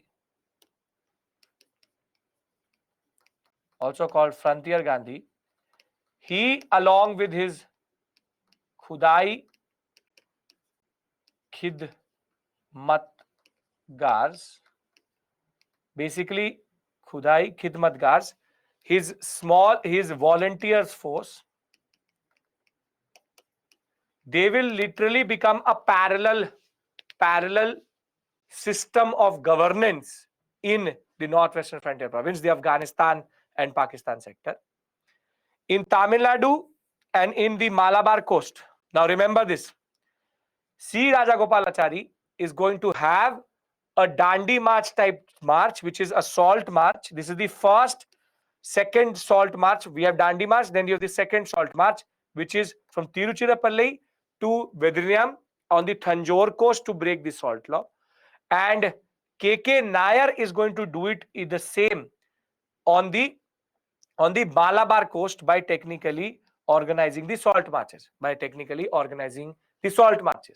Now tomorrow what I'm going to do, he was as popular as Gandhi, that's why it's called Frontier Gandhi, because on the northwestern frontier province. What I'm going to do is that I'm going to bring in, if you remember, we did not discuss temple entry movement, and if you remember, I left self-respect movement there. So I'll bring that along with Surya Sen and integrate it here. But the basic story we'll cover today. So what do you do with this information? In your register or in your notes, or when you read this PPT, because this is nothing but your notes, just note down these names. Khan Abdul Ghaffar Khan, C. Rajagopalachari, and there was a question which came, I will show you very soon, and Malabar Coast salt marches. These are the two other salt marches which happened other than the concept of Dandi March. Other than Dandi March. Anybody has any issue here? Names and forms. This is the spread. Thereafter, you have P. Krishna Pillai, who is going to technically be the founder of the later Kerala Communist Movement. He will heroically defend the national flag in the face of police lathi charge in November of 1930. In Orissa, you will have Gopabandhu Chaudhary, who will do a salt satyagraha, and technically from Balasore to Cuttack to Puri districts, there will be salt satyagraha, breaking of the salt law itself. So 1, 2, and this is the nature of this topic. I can't help it, but there are names here. In Bengal, the Bengal Congress was involved in the Calcutta corporation elections, and what they will do is that they will start to fill up the corporations with, he's called Frontier Gandhi because he's popular like Gandhi, but in the northwestern frontier province. Frontier Gandhi. Fill up the corporation. At Darsana, Sarojini Naidu, Imam Sahib, and Manilal Gandhi will complete the unfinished task of leading the Darsana Salt Works raid. And here they will be literally beaten up, properly beaten up. This is the last part which Gandhi was not able to do.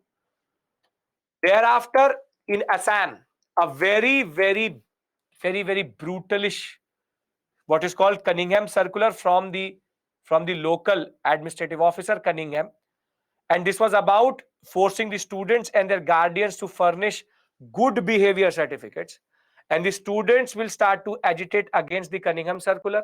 This is going to become Assam's way of manifesting itself, along with Surya Sen, which I will discuss later. In Nagaland, and this is the whole sector, the member of the Hekara religious movement, Rani Ganliu, is going to become a very important personality. She will actually get arrested whilst protesting against the British. And later, Jawaharlal Nehru will give her the title of Rani when he will meet her in 1937 in Shillong jail. In Andhra Pradesh, there will be, in Godavari, Krishna, and Guntur districts, there will be proper salt marches. In Sholapur, the textile workers are going to go on strike and they will burn liquor shops as a form of protest. So what you need to learn here, see, Cunningham Circular, you learn one, then you remember her, two, then you remember, that's it. That is it. That is it. That is it. And what happens, see, there is spread. You can't help it. You can't help it. There is spread, there are people, and you have to learn their names. Though, if you write what I made in that flowchart, basic answer is going to be complete, but you would get certain type of questions from these personalities. There's no escaping this here. Now, there's also a very interesting story. Everybody's with me till this point. I give you a break as soon as this topic is over. I know it is a little bit descriptive, but we can't help it. We can't help it. Okay. Now, we have a very interesting story which comes out of, again, the concept of the national flag. And this is about, again, honoring these nationalists because they don't get mentioned in the standard stories. So you have Tripurur Kumaran. He is called Kumaran or Tripurur Kumaran, was an Indian revolutionary who participated in the Indian national movement. He was a very important personality because he founded what is called the Deshabandhu Youth Association. And why do we remember him today? This is a prelims oriented area. Parth, all are facts. Just have to note them down. Nothing really here. Prelims oriented area, mains oriented area is the flowchart. Now, why do we remember him today, or why are we honoring him today? Is because he will die of the injuries he will sustain on the banks of the Nayal River in Tirupur, whilst he will be protesting against the British on 11th January 1932. And at the time of death, and imagine this, he was holding the flag of the Indian nationalists, which was banned by the British, which in turn leads to today, there's a very important epithet which is there in Tamil, which is, he is remembered as the Kumaran who protected the flag. Again, don't have to know the story, but because UPSC is, and the government has made a lot of effort to highlight nationalists and revolutionaries who have never got any limelight or any form of recognition. The Kumaran who protected the flag, Tripurun Kumaran, he deserves our attention and he deserves our space in history. So when we talk about CDM, everybody talks about the salt marches, but people don't talk about Kumaran, and that is why we're discussing him here. So now last, and then I give you a break. What are the features of the CDM? All India mass movement, popular amongst peasant and in rural areas. The unity among Hindus and Muslims was missing because Jinnah wanted to go with the round table conferences while the Congress did not want to. And the resilience of Gandhian Satyagrahis was very unique. Everybody was ready to sacrifice. Everybody was ready to fight. Now, can I just bind this story together and we can take a break? Because I know it's a little bit heavy, a lot of facts here and there, but I hope you understand what we are trying to do. There's the movement, there's the idea, and there's the facts. The idea and the movement should be clear. Facts is something secondary here. Can we agree to this much, that we understand the CDM? Why do we call it an all India level movement? Why is it so important? Why is it so important? So whenever we will discuss the CDM, we will always talk about the salt marches. We will always talk about no rent, no revenue. We will also talk about Chaukidari, anti-Chaukidari tax movement.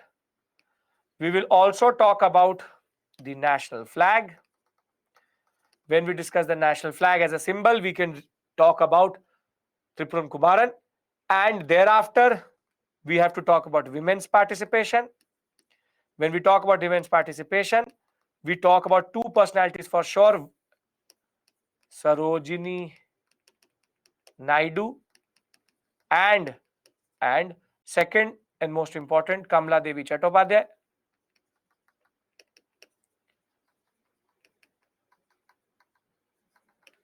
Thereafter, you can write about Ambika Bai also. Avantika Bai rather. Avantika Bai Gokhale. Then you have to talk about Cunningham Circular. Then you have to talk about Khan Abdul Ghaffar Khan. And basically, if you are not talking about these aspects, then the answer is incomplete.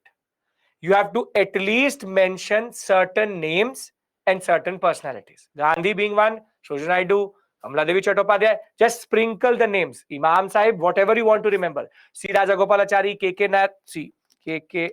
Nair, C. Raja Gopalachari, or as we call him, Rajaji. Thereafter, you have Gandhi. You can't remember, have to remember his name. Imam Sahib, Rajendra Prasad. There's a multiple names, but basic simple point is, wherever Rani Gandhi, wherever you want to sprinkle. But remember one thing, the K. Krishna Pillai, the forms need to be very clear. Please understand this. The form needs to be very clear, that you have to mention Chaukidari tax. You have to remember no rent, no campaign. Even if you don't write one name less, if you get a question, and I'll give you a question here, then we take a break. If you get a question, this is going to be the type of question which is going to come. Can we close this topic? Are we all together here? Are we united against the British with regards to the CDM? Okay, great, perfect. So let us just come together. Okay, so the question is going to be something like this. The civil disobedience movement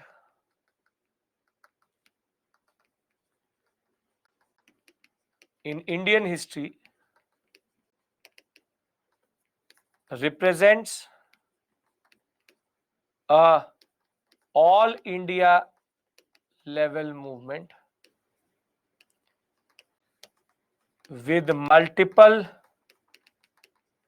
forms and symbols of resistance. Discuss. And we will discuss this concept of discuss, evaluation, this and that. 250 words. I hope you can write it. If you miss a single name, nobody is going to prosecute you. It's about forms here. It's about forms. Done? 250 words means 15 marks. Can we take a break? Yes, we can. Perfect. So we come back at 7 p.m. and I hope that you are clear about what we are doing here. Perfect. Thank you. Cool down. Now, a totally different type of discussion. Gandhi Irwin Pact, second roundtable conference, third roundtable conference, Pune Pact. Okay.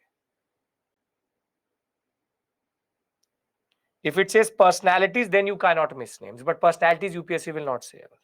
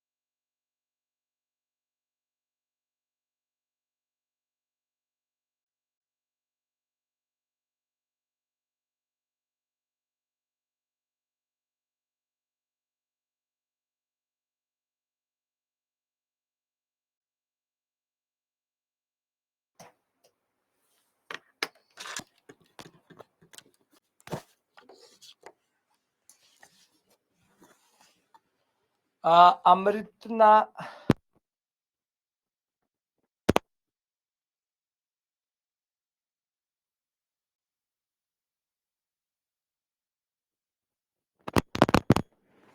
Yes. Amitaj. Labdi, you can write either way, whatever you like. Whatever you like. Now, Amritansh, there's a problem in learning these answers by heart. Because what UPSC will do is it will change a little word and everything will change. So the problem is that you need to have conceptual clarity.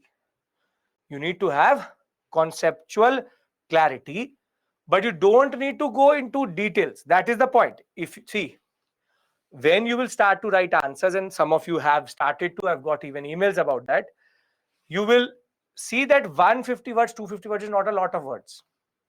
Is actually not a lot of words. And if you go with basic things only, 250 automatically it will become. So basic simple point is, in a mains answer, what matters is how do you write an answer which answers the question. Which answers the question. What is the difference between non-cooperation CDM? Non-cooperation only boycott, no laws were broken, khilafat issue. Civil disobedience linked to salt satyagrah, linked to rather roundtable conferences, Irwin Pact. So the way you write an answer is basically how you understand that concept. See, I'll tell you one thing. I'll tell you very important thing, and this a lot of students think that they only know. After teaching for 6-7 years in Delhi University, I know one thing for sure. I've checked close to 50-60,000 answer papers. I know one thing for sure. What students actually do is, you ask them anything, they will only write what they know. कुछ भी पूछ लो, लिखूंगा मैं वही जो मैं जानता हूं. You figure it out. Basically, the question will be about civil disobedience movement, that they will write about whatever they know about civil disobedience. They are not going to try to answer the question. This is a standard thing which happens all across India, where students tend to beat around the bush. Nobody wants any kahani. No stories need to be written here. What needs to be written is precise answers. Simple point of the matter is understanding. If you ratify, because a lot of different channels, a lot of different people will say ratify the introduction and conclusion, but do you know the question which is going to come in the examination? No. You need to have the ability to write something, and the only way you do it is start. Once you start to write, you will automatically realize what are the issues, and slowly but surely you will conquer it. There is no magic wand. There is no concept of any drink, I make you drink and you will start to write very quickly or very well. It is practice, practice, and practice. That is the only way you write good answers. That's it. Harish, don't put subtopics. Don't put subtopics. Don't worry about that. It has to be para, point, para. Subtopics and all don't need to put in. In this question, what subtopic will you put? You keep it very simple. History answers need to look very neat. Paragraph, point-wise paragraph. Yes, everybody? Yes, you get my point. Amritansh, great, perfect. Kritika, I've seen your messages. Can you tell me your query? Because you are talking about the book somehow. See, understand one thing. You don't learn from Bipin Chandra. You revise from Bipin Chandra, which is that PPTs plus NCRT is the bare minimum and must. Bipin Chandra is when you revise. But you will realize one thing, that this much level of detail is not there in Bipin Chandra. A lot of you would have tried it also. That is not there. That is not there. So you actually have to keep it very simple, which is PPT. Once you start to learn, you will automatically cover all other books. Right? Okay. Kuru, good question. That what is the vocabulary? Now, don't have to hurt the ego of the examiner. If you are writing words for which he has to open a dictionary, then it's a problem. Simple NCRT level language is more than enough. That is why everybody says read the NCRT, read the NCRT. NCRT level language is what is expected in the examination. No flamboyancy, nothing at all. So Kritika, don't worry, I will bring the book in class. I will tell you what we've covered. I'll tell you what to do with that also. So don't worry about the book. Simple point is NCERT, the PPTs cover everything. Every question can be done from the PPT. Just have to revise it once, right? Vocabulary of the question. The vocabulary should not be flamboyant, that you're writing very difficult words. Simple NCERT level vocabulary can be developed by just going through the newspaper and the NCERT itself. You will read a lot of books. Nobody is asking you to go to Salman Rushdie or level of Ramchandra Guha. Simple, right? Okay. Middle class participated, yes. Difference between NCM and CDM, Subarna, very simply. That is a movement which happened with regards to Khilafat and was not about breaking laws. It was about basically not cooperating and boycotting. CDM is related to the larger issue of Indian nationalism, all India level movement. That is not an all India level movement. It has Hindu Muslim unity, it does not have Hindu Muslim unity. So comparatively, they have different perspectives. Can we now go to the Gandhi Irwin Pact part of the story and the roundtable conferences? Yes. Abhinav, consider the PPT as your book. If you will actually, there is no one book for modern India. If you are a history optional student, you would know there's no one book. You have Shekhar Bandyopadhyay, you have Sumit Sarkar, you have Bipin Chandra Struggle for Independence, you have Since Independence, then you have Bipin Chandra and NCERT. There's no one book. That is the problem. Even if you are following Spectrum, the problem with Spectrum is it leaves a lot of topics or does not give you mains level knowledge. It only gives you prelims level knowledge. That is the problem. Okay. Yes, Harish, why not? Okay, can we talk about roundtable conferences? Yes, the PPTs are enough for mains. Anything you want to write can be written from here. Okay. Now, as I said, in the background, this whole drama called the roundtable conference is happening. Yashovarman, sure, but you are then following blindly. That is the basic problem. And the PPTs has much more information than that book also. That is your prerogative, totally. PPTs are enough. You have to go through PPTs for sure. Optional, not you, Prashant, have to go a little bit further because historiography goes in. Okay. Roundtable conferences. As I said, whilst all this is happening, the CDM is happening between March 1930 to December 1930. One thing more was happening in the background, which is called the Roundtable Conference. First one. It's happening in London. And the INC had boycotted it. Now I'm moving the topic away from CDM to the other aspect. So CDM, March 1930 to December 1930, is happening in the background. In between, if you remember, Bhagat Singh has already got arrested, and the Saunders murder and the central legislative bombing has already happened. Bhagat Singh has been tried and is now in the process of making a mockery of the law. And the first roundtable conference happens in India, in London, and basically the INC boycotts it. Now you tell me, is the discussion of dominion actually any purpose, or is it fruitful without the INC? No, because the only organization which actually represents India is the INC, and the INC technically is not there only. And that is, like you, that is also the solution or the conclusion which the first roundtable conference members saw. Everybody went, everybody had a jolly time, everybody enjoyed London, but everybody said it is a futile exercise. If no one represents the INC here, then we can't give dominion status to Muslim League. We can't give dominion status to the depressed classes. We can't give dominion status to anybody. We need an all India level movement or all India level committee to be here or a party to be here.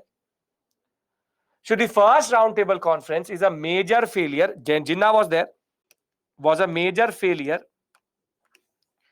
because of the INC boycott. So INC in a way was able to succeed in making the first roundtable conference useless. Now the basic point is the government in Britain. Why did Jinnah go? Because he liked the concept of roundtable conferences, dominion status. He will obviously do something which INC is doing opposite of it. By this point of time, that schism is coming through. Now,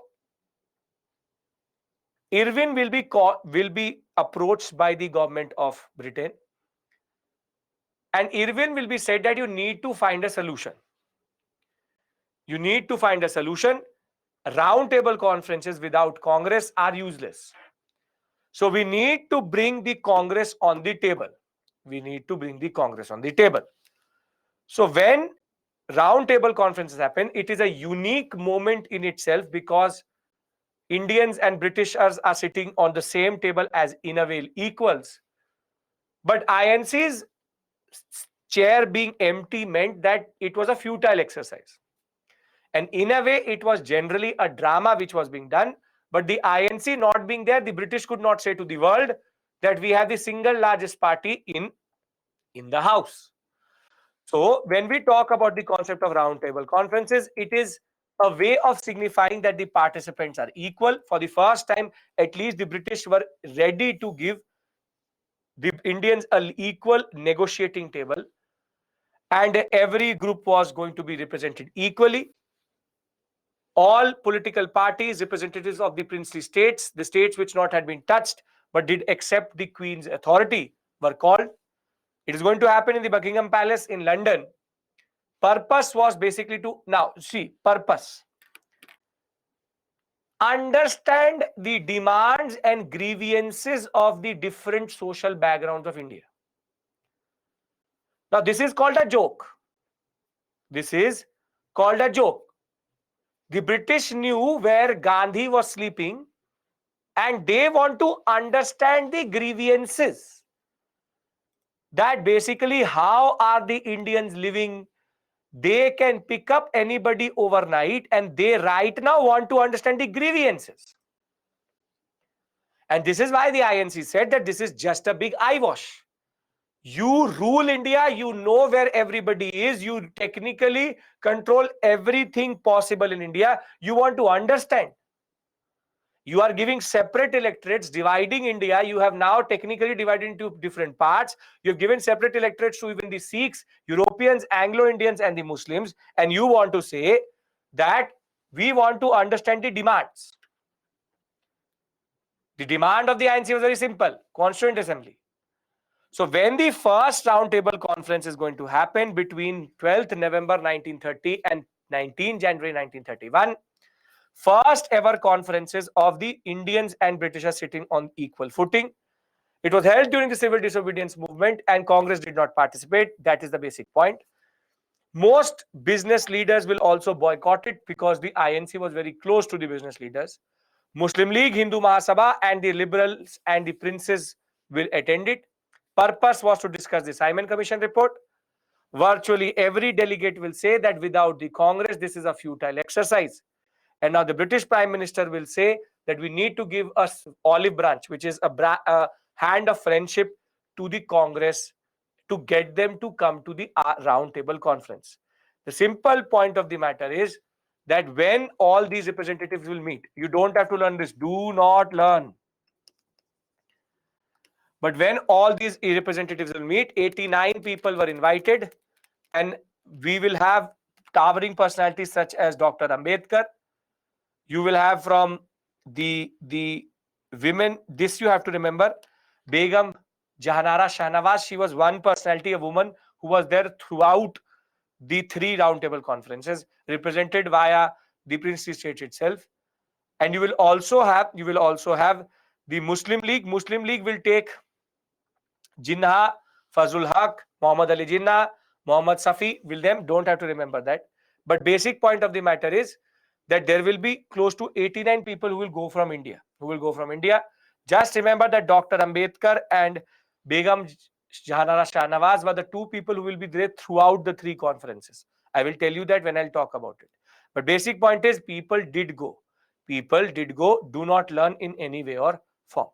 Now, if you understand that the first roundtable conference is just a drama with no real consequence, we now talk about Gandhi-Irwin Pact. Is this clear? Without the Congress, first roundtable conference is immaterial. Don't have to learn these facts. Just have to remember RTC1 is a failure. RTC1 is a failure. Very good. Perfect. Now, let's talk about Gandhi-Irwin Pact. The first aspect is Irwin was under pressure. Irwin was under pressure. Somehow find a solution or bring this INC to the negotiating table. That bring the INC to the negotiating table and at least make them attend the second roundtable conference, because the money was being burnt in London, which was futile without the INC.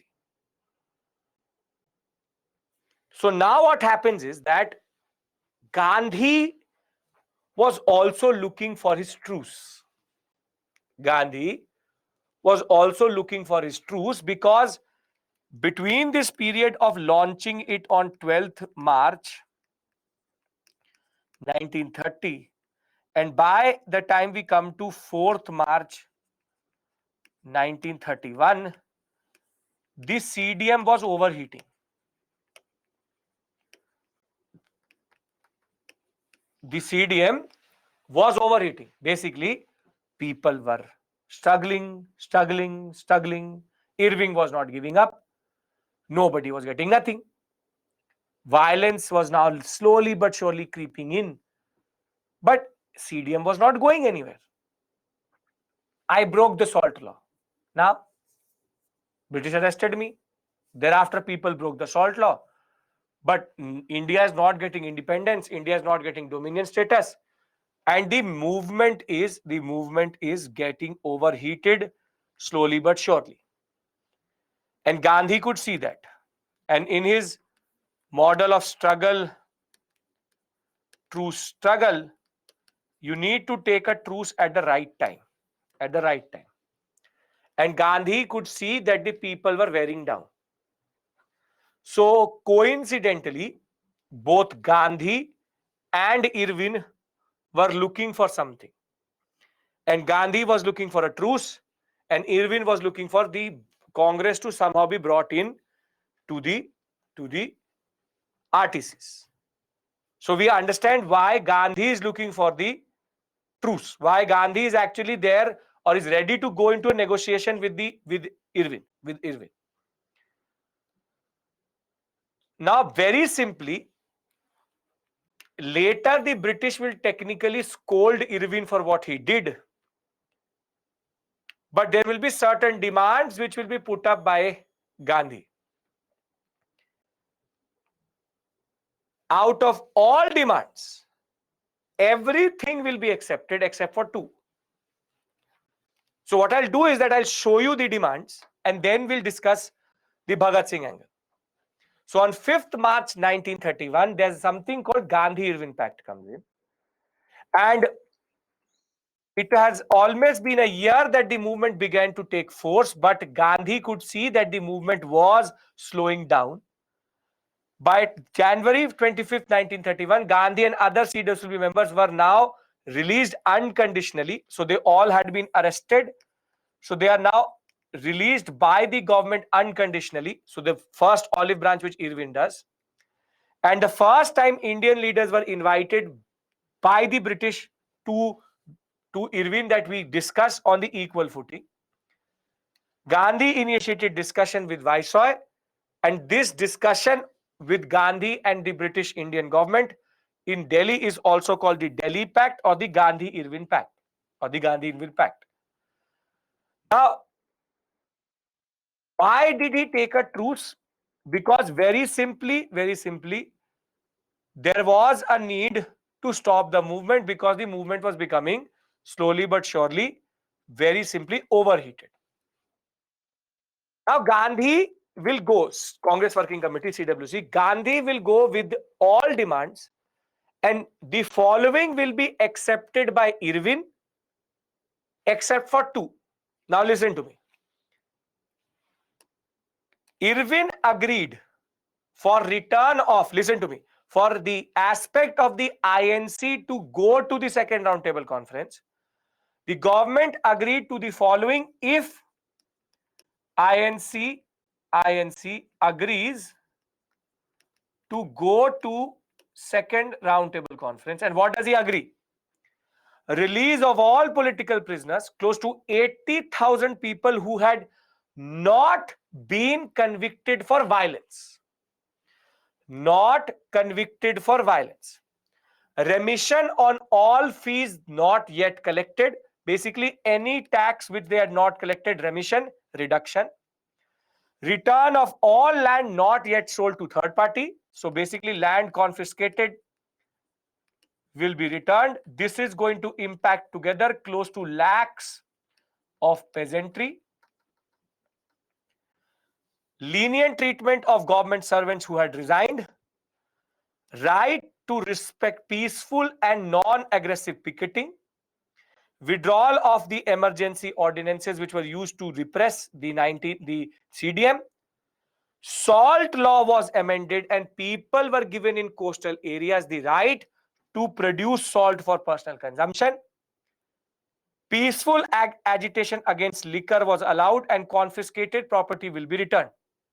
Now you tell me, in the history of India, has the British ever agreed to so many major demands in return for the INC to actually sit in, just go to London?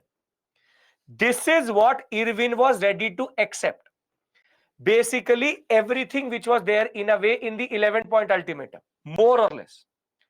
But Gandhi also took two more demands with him, which Irwin was not ready to accept. And Irwin very simply said that if you are going to not take this deal, I will not agree to any of this if you don't remove these two out of the list. And the two things which he did not agree to, which Gandhi did take with him, he will said that police excesses needed to be inquired, which is public committee inquiry into police excesses, meaning people being beaten up, the police doing lathi charges and all. But the most important demand, commutation of Bhagat Singh and his comrades' death sentence to life sentence. Gandhi took this demand with him, that you make his death sentence, he does not represent what you believe is the revolutionary activities. He represents much bigger than what he is, and you need to commute and reduce his death sentence to life sentence. Gandhi was agreeing, if everything is agreed, to suspend the CDM movement and go to the second roundtable conference. Now, there's a lot of controversy with regards to this concept, that people say that Gandhi did not, or rather Gandhi could save Bhagat Singh. But there are three things in this story. Firstly, Irwin already had taken all courses of action outside his power, from ordinance to the concept of that, the story I told you, very simply, the concept of ordinance, the aspect that the court was also illegal, everything. To create, very simply, Bhagat Singh was going to be made into an example because he represented something very, very bigger than what he was. He had killed Saunders. He was the one who technically threw the bomb. As we know, if anybody who was not there in that class, British did not know when they arrested Bhagat Singh, that Bhagat Singh was the same person who had actually killed Saunders. It is because of his own members of the HSRA telling them that this is the same Bhagat Singh who killed, or this is the person who killed Saunders. Irwin is going to use an emergency ordinance to make a special court, and initial sentence of Bhagat Singh was life imprisonment, but it will be removed. A special court will be used. The basic statements of tortured approvers is going to be used to convict Bhagat Singh for what is called death sentence. Now, the basic point of the matter is Gandhi did go with this demand. Now, listen to me. But what is on the line is that if Gandhi does not agree with this demand,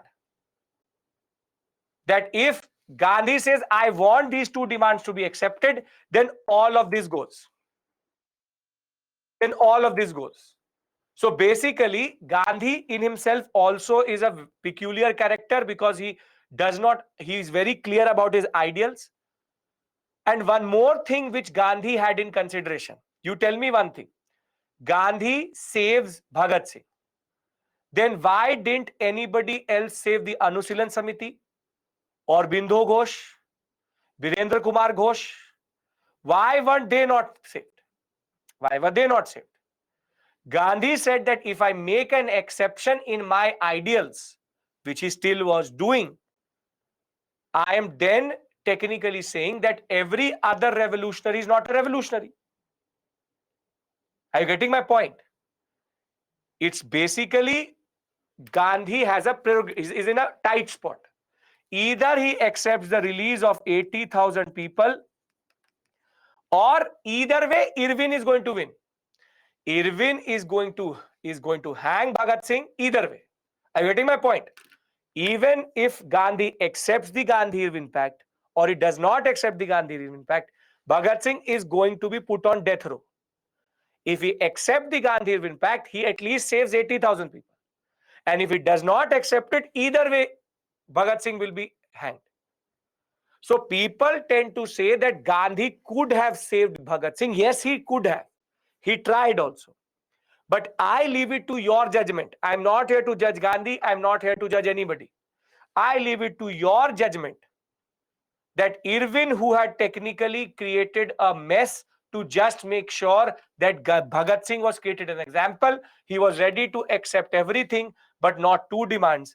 Should have Gandhi leave in this, or should have just left the Gandhi-Irwin Pact, or he should have actually not left it. I'll give you this option. Let's see how the class responds to it. A means that Gandhi should have given up for the demand, and B means that he should have gone through. I want to know your opinion, though it technically doesn't matter, because it doesn't even matter what I think. Gandhi did what he did, but I generally want to know what you think. I'm giving you two options. Everybody is going to tell me. Come on. I've randomly put A or B as the answer. I have no stake here, no opinion here. Police excess means police beating up people, harassing people. He wanted an inquiry into it. 64-36. You believe and you basically are a utilitarian and you understand the logic. You understand the logic. The logic is what Gandhi understood. Bhagat Singh represents a very important personality in Indian history. He still does. He's still very, very important for us. But Gandhi was between a rock and a cliff. He either accepts that the lakhs of peasantry get their lands back, 80,000 people come out of the technically out of the jails. Bhagat Singh's fate was either way the same. That is the basic point. As Yashovarman points out, his fate was either way the same. He could have, it's an ethical dilemma. Gandhi either has to choose 80,000 or he has to choose giving up the 80,000 with Bhagat Singh. But because Bhagat Singh, Irwin is the real villain. Irwin was never, ever going to give up this concept. And I believe if Bhagat Singh was in Gandhi's position, he would have done the same thing. Because he himself believed that the peasant, the worker, and the people are much more important than just these personalities.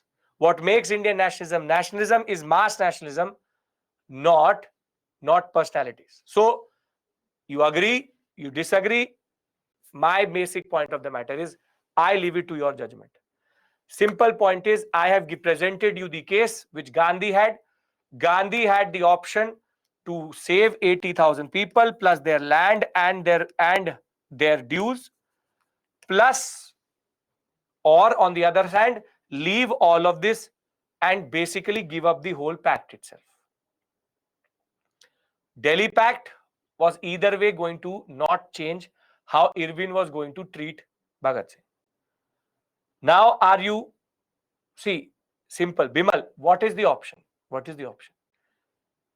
Bhagat Singh was put on death row. Gandhi Irwin Pact is happening. Gandhi goes with the demand, commute his death sentence. Irwin says, I am ready to accept everything, but not accept this commutation. Now you tell me one thing. If Gandhi leaves Gandhi Irwin Pact, does the death row change? No. And if Gandhi takes the Gandhi Irwin Pact, does the death row change? So basically, either way, the concept is the same. You can think that others are thinking wrong. I don't want to come in between these 64 and 36%. I leave it to your fate. According to me, this is what happened. I don't judge anybody. Gandhi tried. Gandhi chose what he chose. Can we agree to disagree here? Yes. Prashant, I am explaining both options to you very simply. The Irwin is ready to accept all these demands. Irwin is ready to accept all these demands, but is not ready to accept these two demands. Gandhi only has to agree to go to roundtable conference. Now you tell me what you would choose. That is your prerogative. That is your understanding. That is the basic point. Gandhi, if he does not, he has an option in saying that I walk off. Gandhi can walk off over these two issues. Gandhi can give up all of these demands for these two demands. He could have either left or accepted Gandhi Irwin Pact. Simple point. Everybody understands, right? I have given you this concept to you. Now you judge yourself. Are you getting my point? See, agree, disagree. I have no opinion here, because the task of the historian is to technically tell the story. I am telling you the story. Leave it to you, 64% or 36%, or be it the other way around. Gandhi did what he did. Gandhi had basically, simple point, Gandhi had two basic concepts. For him, ahimsa was uncompromisable. And second for him was, every nationalist revolutionary is the same for me. He took the demand irrespective of that. Irwin rejected. Either lets the Delhi Pact or Gandhi Irwin Pact fall out, or go with it.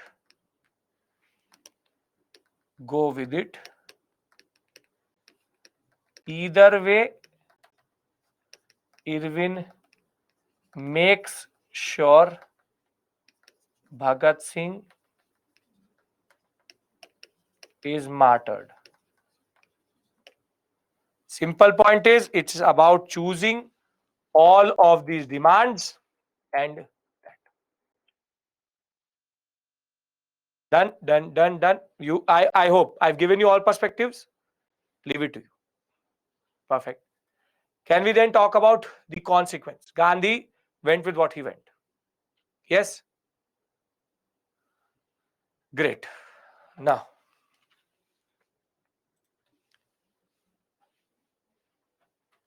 the Gandhi-Irwin Pact, Gandhi will technically accept. The fourth point is what? 1, 2, 3, 4. Lenient treatment of government servants. Under CDM, government servants were going to leave their positions. Leave their positions. That is why the concept of resigning from government position. Now, Gandhi-Irwin Pact will be accepted on 5th March 1931. Irwin will agree to do what he said, and Gandhi will now be going to Karachi, where the next INC session is going to happen. See, one thing, Parth, please understand one thing. UPSC will never ask you this very, very dangerous question, because UPSC knows that there's no answer to this. UPSC will never ask you these type of questions. Who is better, Bose or Gandhi? Who is wrong and right, Gandhi or Bhagat Singh? These are two very towering figures of our nationalism. Without both, nationalism does not exist. With both, nationalism exists. Remember this point. Even in the interview, you would be the one who will steer it there. Interview board will never automatically say, okay, yes, hello, what is your name? Tell me who is better, Bhagat Singh or Gandhi. You will, if you will steer it that ways, that is a separate issue. That you will every time either bring in Gandhi or Bhagat Singh, then you will steer it to that place. You control what the way the interview happens. So if there is an answer, you want a diplomatic answer for interview, you want a diplomatic answer. Should I give you that answer? You want a neutral answer? Then listen to me. The neutral answer to this story is going to be very simple. Both Gandhi and Bhagat Singh are extremely important personalities in our national movement. Without either, the national movement would not have been what it is. When we talk about Gandhi and Bhagat Singh, neither confronted each other directly or had any animosity between each other. However, their interaction historically comes through via the Gandhi-Irwin Pact, and the controversy surrounding Gandhi-Irwin Pact revolves around the aspect of Gandhi trying to save Bhagat Singh. We believe, and the given historical sources tell us, that Gandhi did try to save Bhagat Singh via the two demands which were not accepted by Irwin.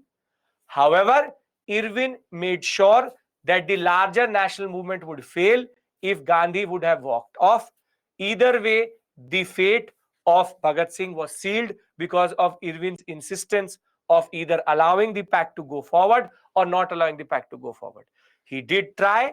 However, the fact of the matter is that Gandhi chose what he chose because of his ideals and his understanding of nationalism. Now, you obviously can't ratify this. You would have said it in a very... Irwin gets the win-win either way. So it's such a big answer. But you would technically be trying to sabotage your own interview if you're discussing these issues with the board. Basic point. Kanranshu, this is not the way interview happens. These are IAS officers. They will choose one name. It's not a game. You choose what you want to choose according to your ideal. Choose what you want to choose. I am not here to impose my understanding, because I have no understanding only. I am a storyteller. I am telling you the story. I leave it to you what you want to do. You can see, if you are discussing these things in the interview, most probably you are doing something very dangerous with your interview. You've given the mains process, the whole prelims process, to now go and talk with 50, 60-year-old IAS bureaucrats, and that too about Gandhi, Bose, and these things. Dangerous, quite dangerous. But as I said, there is a diplomatic answer for everything. They are not going to be so crude that you will say black and white. The answer is gray. You getting my point? Getting my point. I gave you a diplomatic answer, but you can see that the diplomatic answer itself is gol matul. It's all saying the same thing in two different ways. Yes? Great. Okay. Can I close this issue? Can I take the story forward?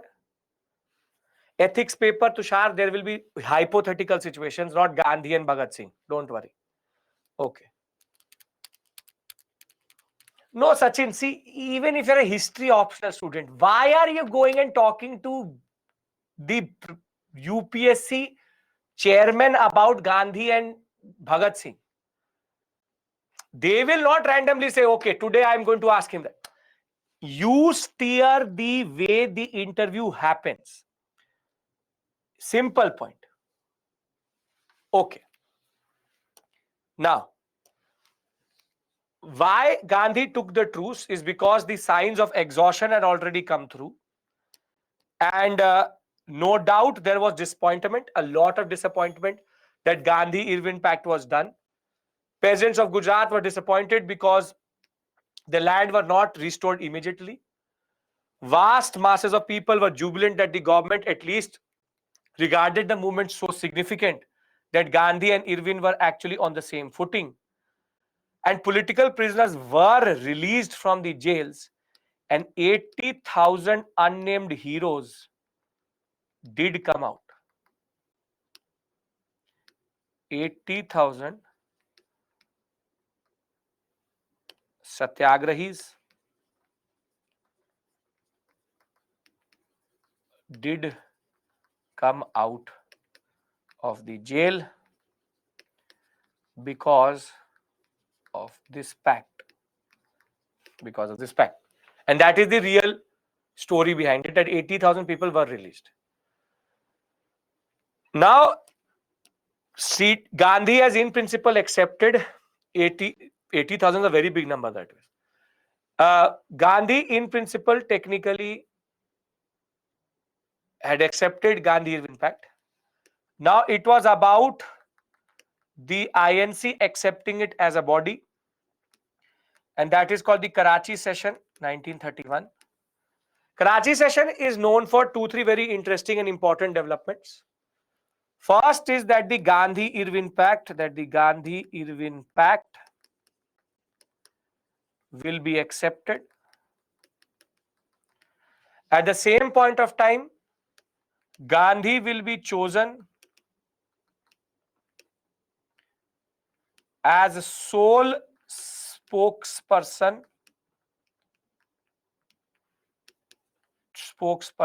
to represent the INC in second roundtable conference. Only one man. Gandhi represents the INC. Then there are two more things which were introduced at the Karachi session. First is called the fundamental rights, and second is called National Economic Program. So please remember, in the prelims examination, if there's a match the following, these things are matched to this. Gandhi-Irwin Pact, Gandhi is chosen as sole representative, National Economic Program, and fundamental rights. Though Gandhi on his way back or on his way to Karachi will be shown black flags by the organization which Bhagat Singh himself produced and envisaged. But now Gandhi going to London was final. So the Karachi session, a special session in 1931, just 6 days before the martyring of Bhagat Singh, Sukhdev and Rajguru. On his way, he was shown black flags by the Punjab Naujawan Bharat Sabha, and because he failed to secure the commutation of death sentence of Bhagat Singh. And here there will be a word of honor that while disapproving and dissociating itself with political violence, Congress admired the bravery and sacrifice of the three martyrs. The goal of Purna Swaraj will be now reiterated, and the Delhi Pact will be endorsed, and two things others will also be endorsed in this whole plan. First, the fundamental rights. It was believed that once the INC becomes the representative government of India, it will fundamentally give the rights to the people, freedom of speech and press, associations, assemble, universal adult franchise, equal rights irrespective of caste, creed, and sex, neutrality in state religious matters, free and compulsory primary education, and protection of culture, language, script. Does this sound familiar to you? Does this sound familiar to you? Basically, all of this is nothing but what we later absorbed within our fundamental rights. So the origin of fundamental rights in India goes to the Karachi session. Thereafter, the National Economic Program was also endorsed. And basically, it was in essence the first political and economic program which Congress had given after a lot of years. What did the economic program say? Substantial reduction in rent and revenue. Basically, if the concept of INC becomes the leader or becomes the representative government of India, it will have the following economic program: reduction in rent and revenue, exemption from rent for uneconomical holdings. If you do have a small holding, no rent itself, relief from agricultural indebtedness, control on usury or usury as it is called, basically the toll tax, better condition of workers living with a living wage, limited hours, protection of women workers, right to work and peasant to form unions, and state ownership of key industries. This is the model of PPP in India and PSUs. The concept of PSU. The concept of PSU. PSU being public sector undertaking. Our mixed economy concept is toll tax on anything. The PSU concept comes from here. So Karachi session, as I said, you have Gandhi Irwin Pact, Gandhi spokesperson of the Second Roundtable Conference, National Economic Program, fundamental rights. If all of this is clear, then let me take you to London. You have to remember these four things. That's it. Don't have to remember what is inside. Can we go to London now? Because I have to take you to London with Gandhi. Gandhi. Okay. Gandhi. Now, Gandhi reaches London. Gandhi reaches London by ship, obviously. RTC still wants dominion. Gandhi represents something totally different. Now, Gandhi was an instant success. The British men and women were fascinated by Gandhi. There was this man just technically clad with one dhoti in the cold of London, in the dampness of London. And these are the images which you see, real images which you see of Gandhi in London itself. But the most iconic image of the Second Roundtable Conference is rather this. With Ramsay MacDonald sitting next to him and Gandhi representing the INC solely. This image, in a way, with Dr. Ambedkar here, this image, in a way, is going to tell us what is going to happen further. Sarojini Naidu was also there, but not in this image. I think she's not. Is Gandhi and the British Prime Minister and Dr. Ambedkar. Nehru did not go, obviously. Nehru was not represented here. Now, I want to discuss Irwin, obviously, is in India. Briefly called. Ironically, Irwin had agreed to so much that Irwin will be recalled as soon as the Gandhi-Irwin Pact will be accepted and Wellington will be sent. Actually, when Irwin went to say to Ramsay MacDonald, work done, they will come to the round table. So the Prime Minister asked, what did you agree to? He said, I agreed to all of this. So Ramsay MacDonald was now holding his head that what all you have agreed to. I didn't ask you to agree to all of this. And basically, he will be punished by removed. He will be removed within 2 months of the Gandhi Invin Pact. They will be like, what have you done? You've given literally everything what Gandhi asked for. And basically, Gandhi, technically in a way, was the reason why Irwin was recalled back. He was fired from his job. But the basic point of the matter, this is an iconic picture, in a way embodies, it's from the British archives itself, embodies this moment, a major moment in which Gandhi is sitting in London, now not as a student, but as a person who's now trying to find, this was not Gandhi going for the first time, this was Gandhi for the second time. Gandhi before was a law student, and here is he sitting trying to find out how he can get India independence. Now, I want to discuss the second roundtable conference, what is going to happen here, or what is the politics here. Can we discuss that? Okay. Now, Gandhi, I will give you the list of members, don't worry. Gandhi has basic standard demand. He said, we don't want dominion. We don't want dominion status. We want complete independence. I have agreed to come, but I still do not believe that you technically embody our basic motive, which is to give us complete independence. But now what the British now try to do, is that they try to show to the world via the RTC that the Gandhi does not represent the people of India. Because what is proposed is that Gandhi says complete independence, no separate electorates. And he very simply said that when it comes to any of the minorities,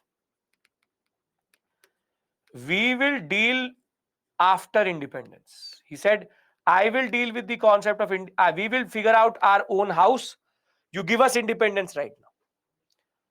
But now what Ramsay MacDonald technically does is that he brings in the concept of separate electorates. And what he does is he proposes separate electorates for the first time in Indian history for the depressed classes. And this is going to become the reason for the deadlock between Gandhi and the other people who are sitting there. Basically, the minority members, Jinha, Dr. Ambedkar, were very clear that they want separate electorates. But now, basically, the British are doing a very dangerous thing. See, the British had already divided India into four basic concepts. You have Hindu, you have Muslim, you have Sikh, and you have Christian. Can we agree to this, that that was the only purpose basically of the separate electorates? Each of them have been given a separate electorate. But now what the British is doing is they are dissecting the Hindu community also by saying that the depressed classes should be given separate electorates again. So one more axis of division. Now Gandhi straight away says that this cannot be accepted by me or by anybody in India. We cannot say that the depressed classes are a separate part of Hindu society. He said, if we are going to do this, then you will divide us on any line you want. You will divide us on caste, separate electorate for each and every caste. Everything will be divided according to whatever we see. Now, this is where there will be a major standoff between what is called the Minorities Pact, which is the members of the minorities, and Gandhi. Gandhi will say, I accept everything, but I will not accept the concept of separate electorates for depressed classes. Separate electorates as a concept does not actually mean anything to me. And basic point of the matter is, I will not. Christians had already been given, Sikh had already been given, Muslim had already been given. Muslims via the Morley-Minto reforms, and Christian and Sikhs via the Montagu-Chelmsford reforms. The simple point of the matter is Gandhi was never ready to agree to depressed classes. Now, why divide it into religions? Because that is the way you make sure that India never gets united, divide and rule politics. The simple point of the matter is now British are doing politics. And what they do is there's a deadlock and the second roundtable conference will fail because Gandhi will straight away say that I don't accept any of the demands. I don't accept anything. And basically, the INC was literally discredited by the British by saying that, see, this is the INC. They are not united only. Basically, to the world now, the British can say INC does not represent all of India. It does not represent all of India because Indians are not ready to stand behind the INC. And this is where the major politics is done by the British. And what is the point is Gandhi is going to come back. Gandhi is going to come back. As soon as he will come back, he will try to meet Wellington. Wellington, do two spellings you will find in books, Wellington and Wellington, same person. And basically, Gandhi will say that I want to meet Wellington. Now, after this point, after Irwin, no viceroy ever accepted to meet Gandhi again. Because people said that Irwin was a fool, that he actually met Gandhi on equal footing. Wellington said, I don't want to meet you. And what Gandhi will do is he will launch the second phase of the CDM called CDM phase 2. He will say, I will start civil disobedience again. Wellington said, do it.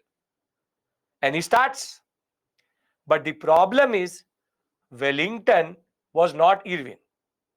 Wellington will use heavy repression, police lathi charge shooting, and technically take everything what Irwin had given. And Gandhi thereafter will now get caught up in this concept. He will get arrested himself and will now get caught up into something what we call as communal awards and Pune Pact. But when he did come, he started CDM phase 2. CDM phase 2. Can I discuss all of this from the PPT? You get the point, what is called the Minorities Pact versus Gandhi. Minorities say we want separate electorates. Gandhi says, no, we don't. No, we don't want. Okay, so on 7th September 1931 to December 1st, 1931, the Irwin will be replaced very quickly. You will find two spellings, done also, Welling. Done and Ton are the same person. Let me remove this name and I put you this.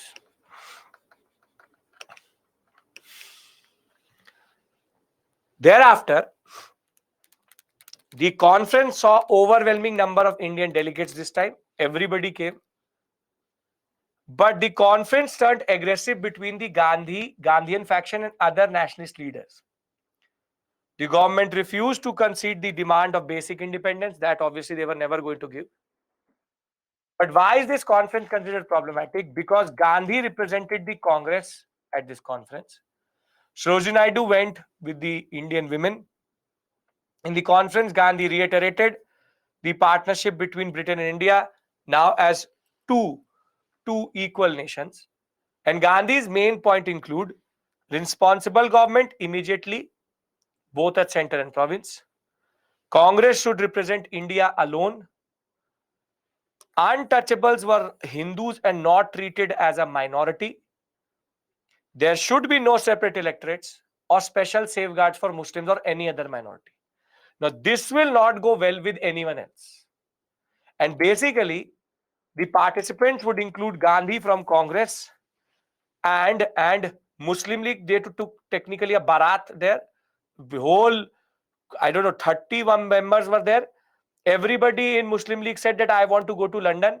So you see Muslim League, how many members went? That's a separate issue altogether. But Congress is represented by Gandhi. For us, what is important is depressed classes represented by Dr. Ambedkar again. And you have women where Sarojini Naidu, the Nightingale of India, and again Begum Jahanara Shahnawaz is going to be there. Other than that, you don't have to remember anything specifically. Now, what is the deadlock? Can we discuss the deadlock? Everybody is with me till this point? No issues? Everyone understanding the deadlock? Yes? Now, the deadlock is that Churchill will say, conservative Churchill will say that we need a stronger stance against the Congress, and they demanded a strong government in India and a strong viceroy. Ramsay MacDonald, who headed the conservative dominated cabinet with a weak and reactionary Secretary of State Samuel Hoare, overwhelming majority of RTC delegates were conservatives, men who had used or were used by colonial government to assert that the Congress did not represent all Indians and neutralize Gandhi's and his effects. The session soon became a deadlock over the question of minorities. Separate electorates were being demanded by Muslims, depressed classes, Christians, Europeans, Anglo-Indians, which is together called the Minorities Pact. And Gandhi fought desperately against this concerted effort, all for constitutional progress, unconditionally based on no minority politics. This is the same deadlock I'm discussing, but I'm discussing through the PPT. Now, outcome of all of this is going to be Gandhi is going to come back. What will be decided here is that two Muslim states, two Muslim majority provinces will be created, which will come in 1935 Act. 2-3 committees will be formed, but basically government failed to concede the Indian demand for freedom. As it is, they were never going to give it. Now, as soon as Gandhi comes back, he could see that political turmoil was spreading all across India. Viceroy had now introduced a lot of ordinances. He will return on 28 December 1931. He will decide to resume the civil disobedience movement. Wellington will refuse to meet Gandhi on December 31st. And on 4th January 1932, Gandhi will get arrested himself. But this larger story is not this. What will happen is the government will now ban all Congress organizations. Offices, funds, all will be seized. Everybody will be arrested. Property will be confiscated. Gandhi ashrams will be occupied. Repression will be hard on women. Press will be gagged and banned. Basically, Wellington, no, you don't have to learn this. Wellington will reverse all good trends. What I'm trying to tell you is that CDM phase 2 is going to be a failure, because though the people were in anger and 80,000 satyagrahis will again get jailed, the simple point of the matter is they will do what they need to do. Illegal gatherings, non-violent demonstrations, the symbolic hoisting of flags. But this time the government was not ready to listen. What I'm trying to tell you very simply is that CDM phase 2 is a major failure. Major failure, because Gandhi was arrested and the government's approach had totally changed. Which is that we will not tolerate anything, and that is why CDM phase 2 is going to be a major failure. And in 1933, as it is, Gandhi will suspend it, and in 1934, CDM will be stopped fully.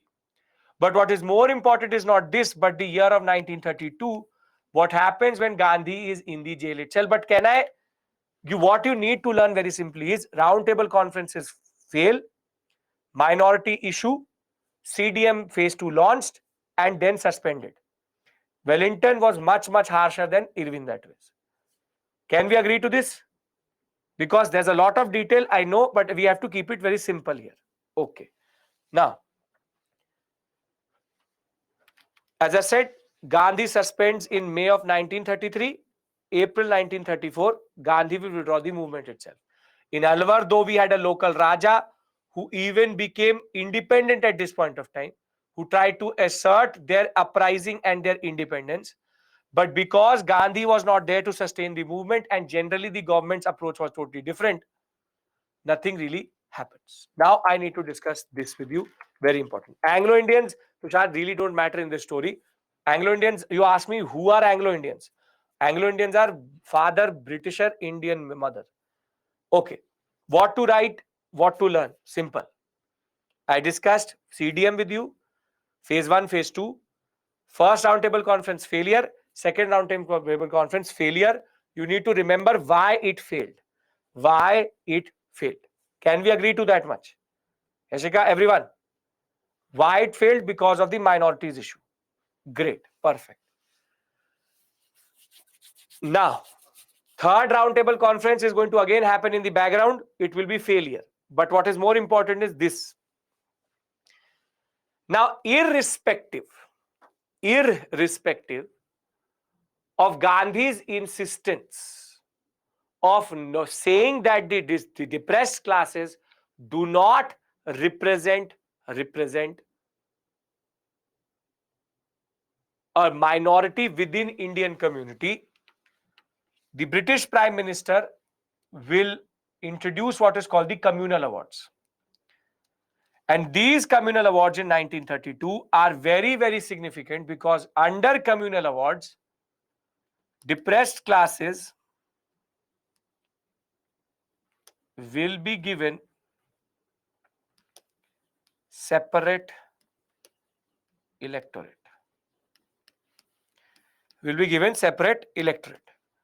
But the most dangerous point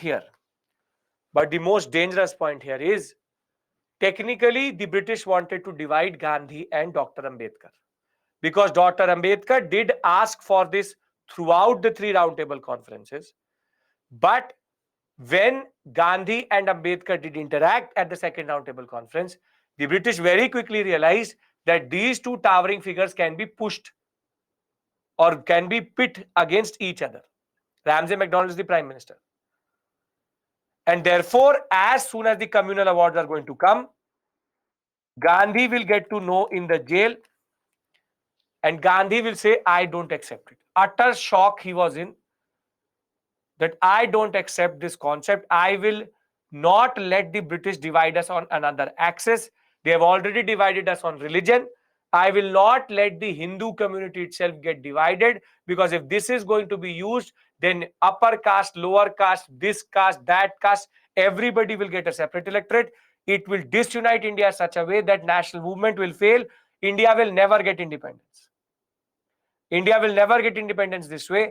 And that is why Gandhi, in protest of the separate electorates, in order to change the mind of Dr. Ambedkar, will now do what is called a fast. He will say that I want Dr. Ambedkar to change his stance. I want the British to change their stance.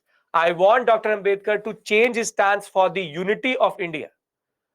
And therein, he will go for a fast unto death. And finally, at the Pune jail, whilst there was negotiations which were happening between Dr. Ambedkar, Pandit Madan Mohan Malviya, a pact will be signed which is called the Pune Pact under Gandhi and Dr. Ambedkar. And in this, Dr. Ambedkar will give up his demand for separate electorates for depressed classes, though the number of reserved seats which the Congress was going to offer was going to be increased to from 71 to 147, doubled. The basic point of the matter was Gandhi needed to somehow stop this dissection. And now when Dr. Ambedkar is going to write to Ramsay MacDonald that I do not accept separate electorates, thereafter Ramsay MacDonald communal awards will be taken back.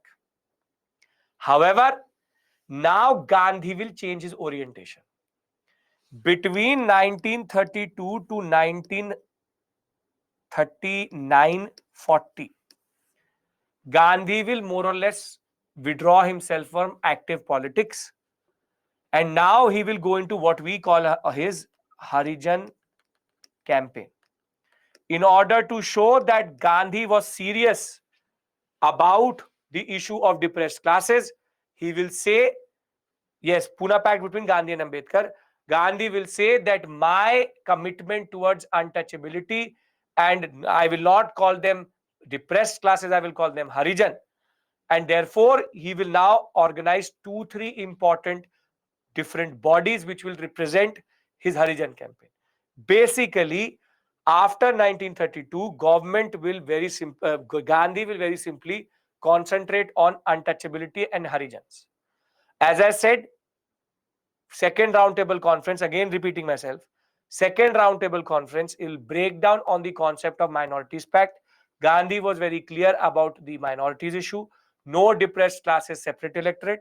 However, as soon as the suppressed classes are given separate electorate under communal awards, Gandhi will go into fast and try to change the mind of Dr. Ambedkar. Dr. Ambedkar could not have allowed Gandhi to die over this issue. Both understood their positions and their importance in the national movement. And Dr. Ambedkar was ready to understand Gandhi's perspective about how the British were trying to do divide and rule. But the Congress will become more sensitive to the depressed class issue, and Gandhi will thereafter prove to the people and technically go into his Harijan phase. Is this clear? Then what is left is technically the smallest most stories. Are you getting my point, everybody? Perfect. So you want me to read the PPT? I'll read the PPT. Okay. British Prime Minister Ramsay MacDonald announced in 1932 that depressed classes in a minority and will get separate electorates. Everybody is with me, right? You understand the larger flow and ebb here, right? The details I will give you. Everything is written in the PPT. What I want you to understand is the larger flow here. Okay, perfect. So it was a long-standing demand of Dr. Ambedkar for depressed classes had no chance of entering the assembly because of limited franchise. The reason for opposition was that the government were trying to divide the Indians further. This would lead to great damage to the community, and the Congress leaders were not happy. Though opposed to separate electorates, the Congress was not in favor of changing the communal awards without the consent of Dr. Ambedkar. Thus, while strongly disagreeing with the communal awards, the Congress decided neither to accept it or reject it. The efforts of separate depressed classes or separate electorates for depressed classes from the rest of the Hindu community would therefore technically be widely criticized, but it would only lead to the disintegration of Indian society further. Now, basically, Gandhi is going to get to know about the depressed classes, separate electorate, the communal awards. Gandhi was in deep shock and opposed separate electorates. He saw the communal awards as an attack on Indian unity and nationalism. He thought that it was both harmful for Hinduism and depressed classes. If they don't get integrated, they will totally get segregated. Basically, what can we write? This what you can write in the examination. Simple point of the matter is that Gandhi believed that if the depressed classes are taken out of the Hinduistic society, they will always and ever be represented as depressed classes. He said we need to integrate the depressed classes rather than actually excluding them. Therefore, once the depressed classes were treated as a separate political entity, the question of abolishing untouchability would be undermined, while separate electorates would ensure untouchable remains untouchables in perpetuity. This is the basic point. He understood that we need to reform. We don't need to destroy this relationship. We don't need to dissect. We reform, we don't change anything. This is Gandhi's concept. It is detrimental to Hindu society also and to depressed classes also if this goes forward in the long run. Now,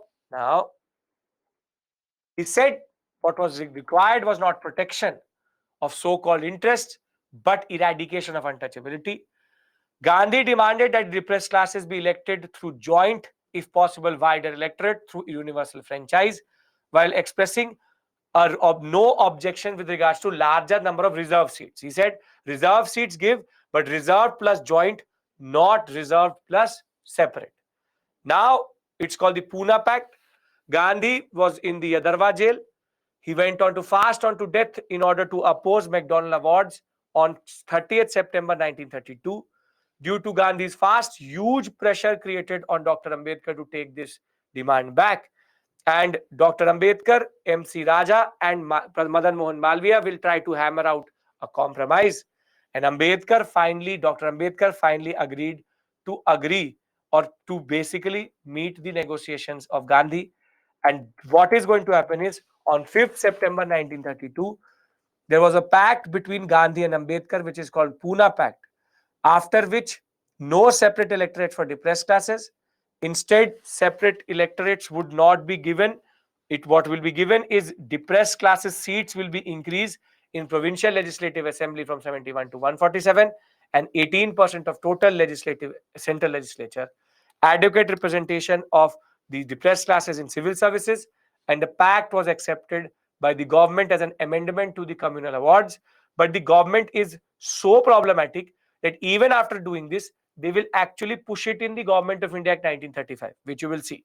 Simple point is, it was a very important moment for India because these two towering leaders were able to reconcile each other. Now, in order to prove that Gandhi was serious about the Harijan issue, Pune Pact clear, everyone? Last 10 minutes. Pune Pact is clear, right? Yes.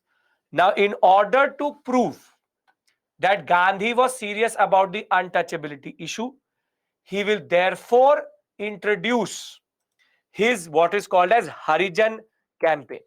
Under Harijan campaign, now Gandhi will retreat from active politics and now start the anti-untouchability campaign, which he actually had thought about. So determined to undo the decisive intentions of the government by divide and rule. Now Gandhi, from 1st August until his release in 1933, he will start to now go into proper Harijan development. And what is important for you is this for the examination, because Anti-Untouchability League, All India Anti-Untouchability League, who formed it? So Gandhi formed it, and he also started a newspaper called Harijan. Please note this. I will just mark it for you. Don't worry. 1, 2. Can you remember All India Anti-Untouchability League, Gandhi? An unlikeliest of options to put, but you have to mark it for Gandhi. After he release, he will shift his campaigns out of Sabarmati and go to Wardha.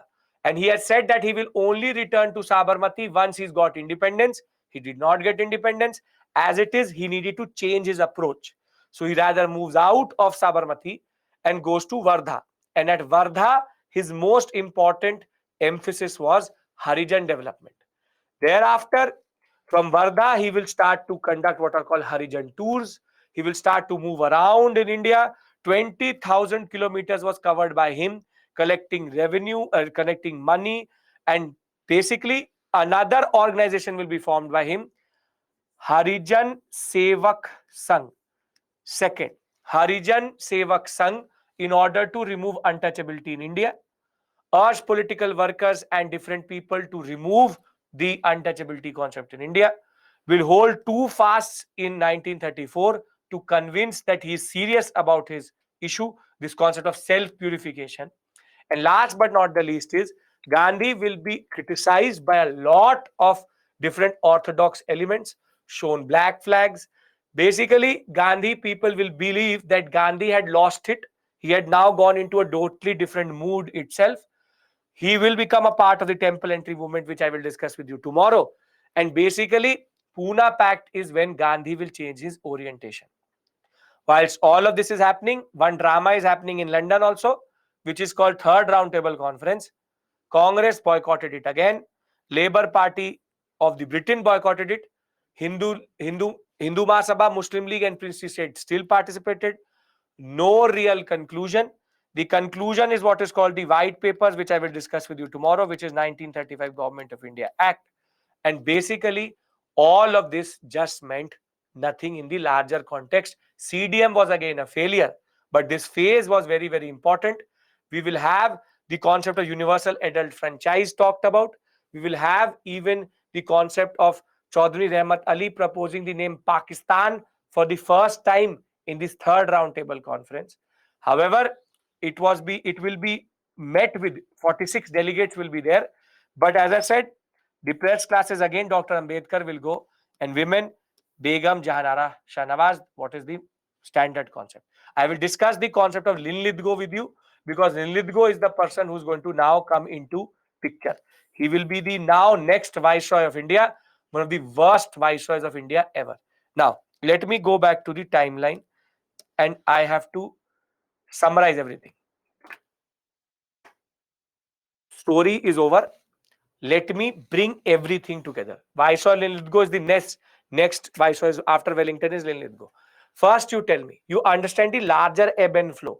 This period looks short, but is very heavy, because there are 3-4 things. Only one roundtable conference is attended by the Congress. Now, let me summarize everything. Listen to. Irwin gives a declaration. Now, I'm giving the whole summary to you, one go. Irwin gives a declaration, roundtable conference for dominion status. Delhi Manifesto says, give us right now. They said, no, we will not give it to you right now. That is not the plan. Purna Swaraj resolution comes in 1929. Thereafter, 11-point ultimatum, we will go for CDM. Even 11-point ultimatum ignored. CDM will start. CDM, very important first phase, 30 to 31. Everybody is part of it. No revenue campaign, no rent campaign, salt marches, anti-Chaukidari task,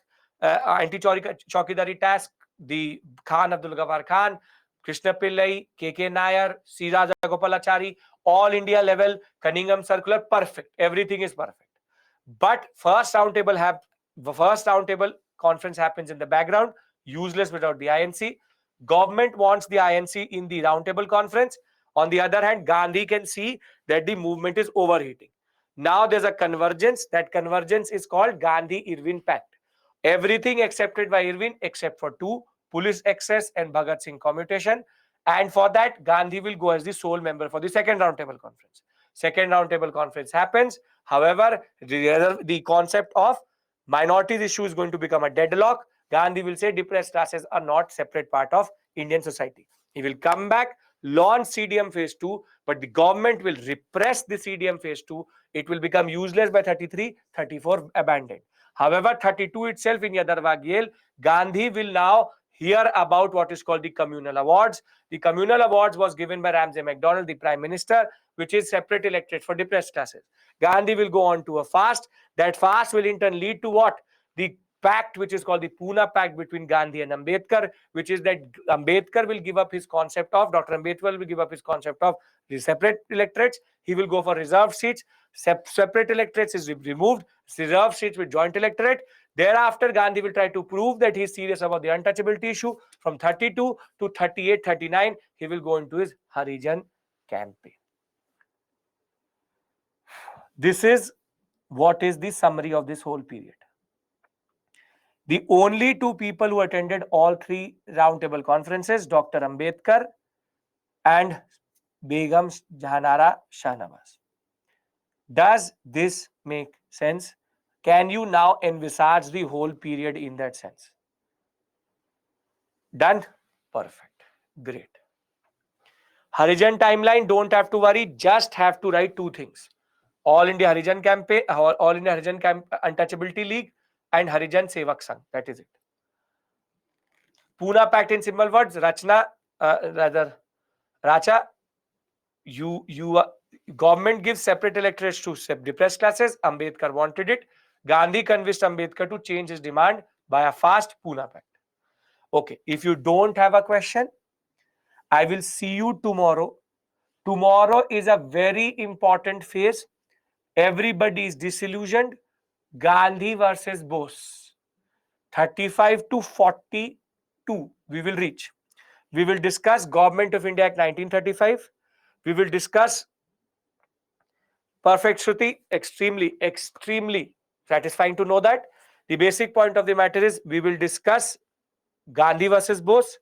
We will discuss the concept of August offer, Cripps mission, Government of India Act 1935. Harijan was an article launched by him, yes. So, thank you so much for your patience. Today, we've covered a very major phase. We will see you, I will see you tomorrow, same time. Last 3 classes of modern India. Once that, we will do post-independence, equally interesting, equally important. Saturday, there will be an extra class. so as to make up for the time we lost in the first class. Most probably 7 to 10:30, we will discuss what we have to do. You will get a notification for that. Perfect. Gandhi and Ambedkar and Dr. Ambedkar and Gandhi, Bhagat Singh and Gandhi, I leave it to you. It is your call. You are your master. You are independent. You are free to do what you want to do and understand what you want to understand.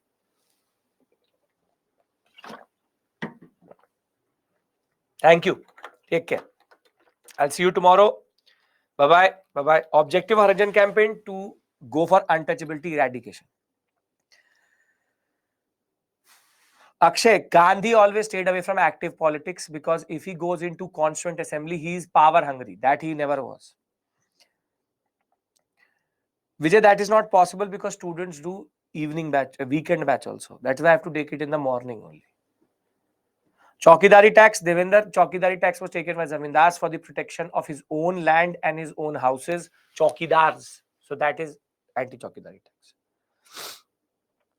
McDonald Award and Communal Award, the same thing. Awards meaning award of depressed, of separate electors to depressed classes. As I said, path most probably 7 a.m. to 10:30. Thank you, Jeevan. Perfect. Thank you. Thank you so much. I hope you found all of this interesting because in the book, it's written in a very, very bland way. When should you do answer writing, Abhinav? Never a good time. Tonight, tomorrow, day after tomorrow, whenever you want, start writing. That is the only way you will ever conquer this whole concept. Yes, most probably. Yes, on 4th March for sure. And 7 to 10:30 post-independence. We will discuss modern India. Post-independence will be Friday, 3 classes only. Post-independence is mains-oriented topic. Monday, Friday, Saturday, Monday. Monday is last class.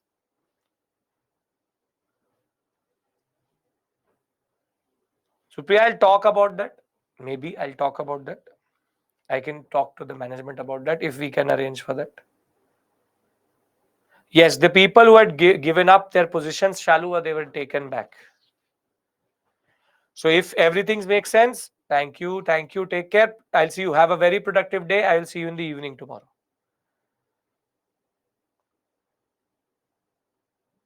Thursday would be last class for Modern India. Yes. We will do 35 to 42, then 45, 42 to 47, and then one miscellaneous class, Paramountcy, Press Act, Viceroys, committees, police committees. These are small topics I will do separately.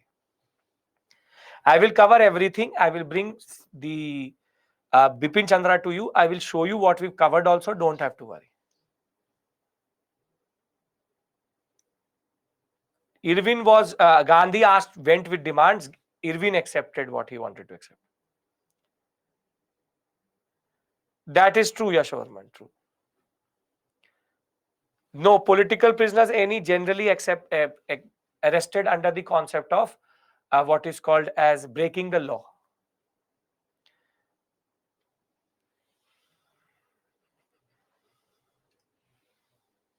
Akshay, I'll see. Don't worry.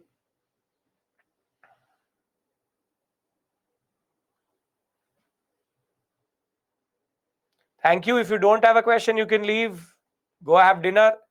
I'll see you tomorrow.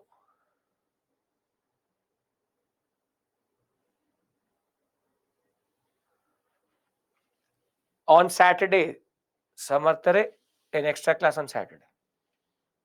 Technically not an extra class. We lost 1 hour. So we need to make that up. That has a cascading effect in that sense. Lahore trial is what we call as Gadar. Lahore conspiracy cases Bhagat Singh. 7 to 10:30. Kritika, you email me if the PPT is not opening. We'll get it sorted. Second demand which was not accepted was police excess inquiries. Done. Okay. See you. The SM is there for the next half an hour to deal with any of your questions. I will see you tomorrow, same time. Bye-bye.